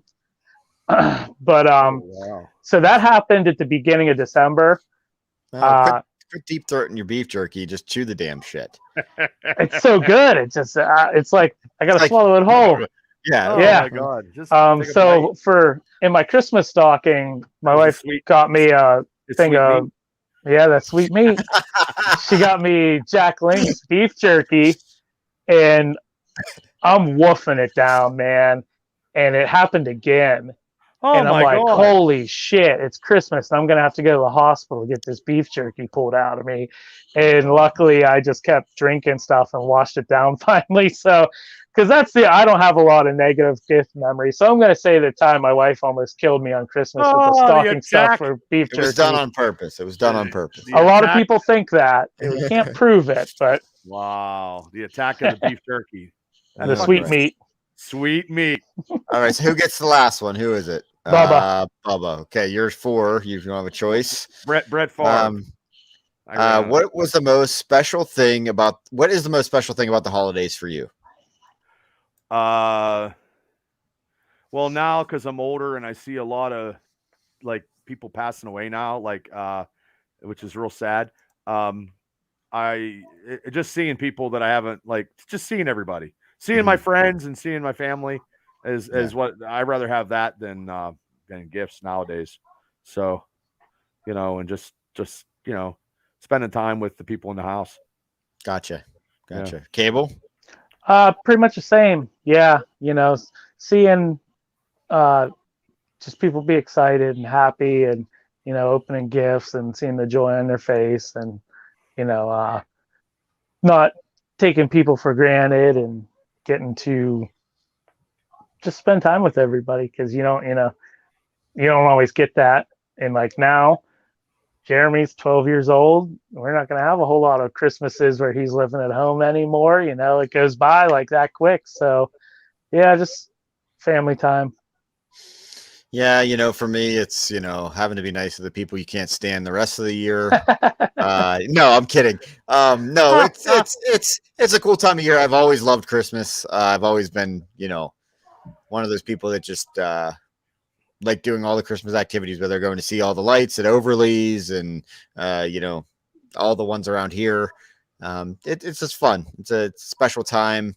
There's a spirit about it. Like it's cliched to say that, but there is a holiday spirit in the air. Yeah. Are you guys more jovial when you go out and about? Like I always even people that wait on me, I'm like, oh, Merry Christmas, because people happy holidays, that kind of stuff. Well, yeah, I'm always Merry Christmas though. Yeah. I mean, I say it all the time. I used to be, but then I'm like, I'm gonna end up telling somebody Merry Christmas that's Jewish or something like that. So I'm just like, happy holidays. Stay in your lane. I'm in my lane. I'm gonna say it. Stay in the lane. Well, this wasn't on the board, but with our podcast being what it is, favorite Christmas movie to finish it off. Well, we kind of didn't we already talk about that? Do we but do favorite how about- Christmas movie? I think we did. Yeah, because some of us. Well, was it a came toss-up. up. It came up, but it wasn't because I didn't give a definitive answer. We were just talking about traditions or whatever, I think. Because some of us were Christmas Vacation, some of us were Christmas Story, and then I don't know, Buddy the Elf was in there too. Mine's probably the Christmas Story because it's so funny because of that. And then the second one would be Christmas Vacation. But I just saw it the other day at work. Yeah, those two are a toss up for me. Yeah. I'm gonna say Actually- number one. Oh, Yeah, you keep talking. Hold on, keep going. number one is Christmas Vacation, and something that I never thought was going to happen that in my older age is giving it a run for its money is It's a Wonderful Life. What the fuck is that? Mine is the Star Wars Holiday Special. So, Well, Bruce Valanche would be very happy to hear that. That's fucking but awesome. yeah, That of course. is- Dylan has a Santa hat. My wife has a Santa hat, and of course, I had to pick my own and give it my own flavor. So, Oh my god, you need a picture of that. But, That's good. but no, I'm going to say Christmas Story or Christmas Vacation. It's a toss up. I just love them both. So, You look like the Great Kazoo off of Flintstones. it's Yoda, bro. Come on, dude. I know, but you look like the Great Kazoo. Oh, Okay, my last God. question before we get out of here. It was Oh, one that I forgot to put on the board, Oh, shit. but I thought of it during when we were talking, hours ago. Die Hard. Is it a Christmas movie or not? No! No. Sorry if that was I too say no loud. too. I say no too. Everybody at work seems to think it is. I say it's not. No. This topic drives me crazy. I fight with people. I get so worked up at my place of work about this. No, it is absolutely not a Christmas movie. Nope. It is a movie that takes place during the Christmas season. But it's not a That Christmas. doesn't make it a Christmas movie. I agree. I'm glad we can all agree on that because Yep, See, at least I agree. at least the three of us are smart. Well, we tried That's right. to be. I tried to be anyway. Hey, Wow. with ears like this, I'm the smartest guy in the world, right? The Great Kazoo. I'm Oh, wiser than all hell. There's Oh nobody my more God. wiser than Yoda. But anyway, the Great Kazoo. Die Hard Christmas movie. It is not. yes, it That's is how not. you need to say that. So we're Oh. 3 hours deep, and I'm tired. This is the Hey. longest. This is everything you've ever asked for. I don't want to hear about it. You begged me No. for more time. No, I'm good. Christmas Spider-Man extravaganza. That's right. This is huge. And we Yeah. had people actually getting on and jumping on and off and on and off and on and off. and Yeah. on. So, hey, there's nobody that could do the stuff that we do. We have done a lot this year on this stuff, and I'm very appreciative to you guys. I mean, we've done like over 80 videos since April. We had some great interviews with people. We're going to get other interviews because we don't have a publicist anymore, which I'm not fucking paying for anymore because he's a fucking schmack. But yeah, he's a shyster, and we all know that. Yeah, well, Yeah, That's and offensive. yeah, well, it's the Christmas spirit, and I'm all about giving. But and we're going to do stuff in 2022, and we still have our year-round show. And I still got I'm going to do this the Brew Crew Steeler review this week on Christmas time because we got to play the Chiefs. And you guys do a great job, and thank you guys so much. And I enjoy this, and I couldn't wait to talk about what we love to talk about. And I fucking those ears are making me laugh. I just got to say, it's been a hell of a year. It's been, I think we've accomplished more than we thought with this podcast. And we've had fun doing it. Yeah, we've had a lot of fun. So, like I said, Weird. let's see where it goes. And yeah, no, I'm looking forward to it. See what's next for us. So, happy holidays from the Triple B trio and Yoda. Merry And, Christmas, everybody. Yeah. Happy holidays, Merry Christmas, Yeah. Happy New Year. Though we'll probably be back at next week We will. talking something. Maybe we'll do our Marvel or our superhero one. Who knows? Oh, yeah, I'm down. I for don't know that. when Boba Fett starts next week. Book of Boba Yes, that it I next does. think it starts Saturday. Saturday. Is it Saturday? 28th. 28th. It'll Oh, start 28th. Saturday's Christmas. So next week. Yeah, that doesn't make any sense. next week. Never mind. Next week. so what That's is that? okay. Wednesday? Yeah, it's I think Wednesday or Thursday. Okay, well, I'm sure we'll be back next week. We'll talk about that. Maybe we'll talk about some other stuff. But Oh, those ears are killing me, man. but yeah, may the force All be right. with you all. Oh, And, damn. Merry Christmas, Happy New Year, Happy Holidays. Thanks, all that. Go everybody, for listening. Patriots! Fuck off. Go Steelers. Go Steelers. I agree. I need your help. I agree. Hold on one second. Hold on. Oh. Gotta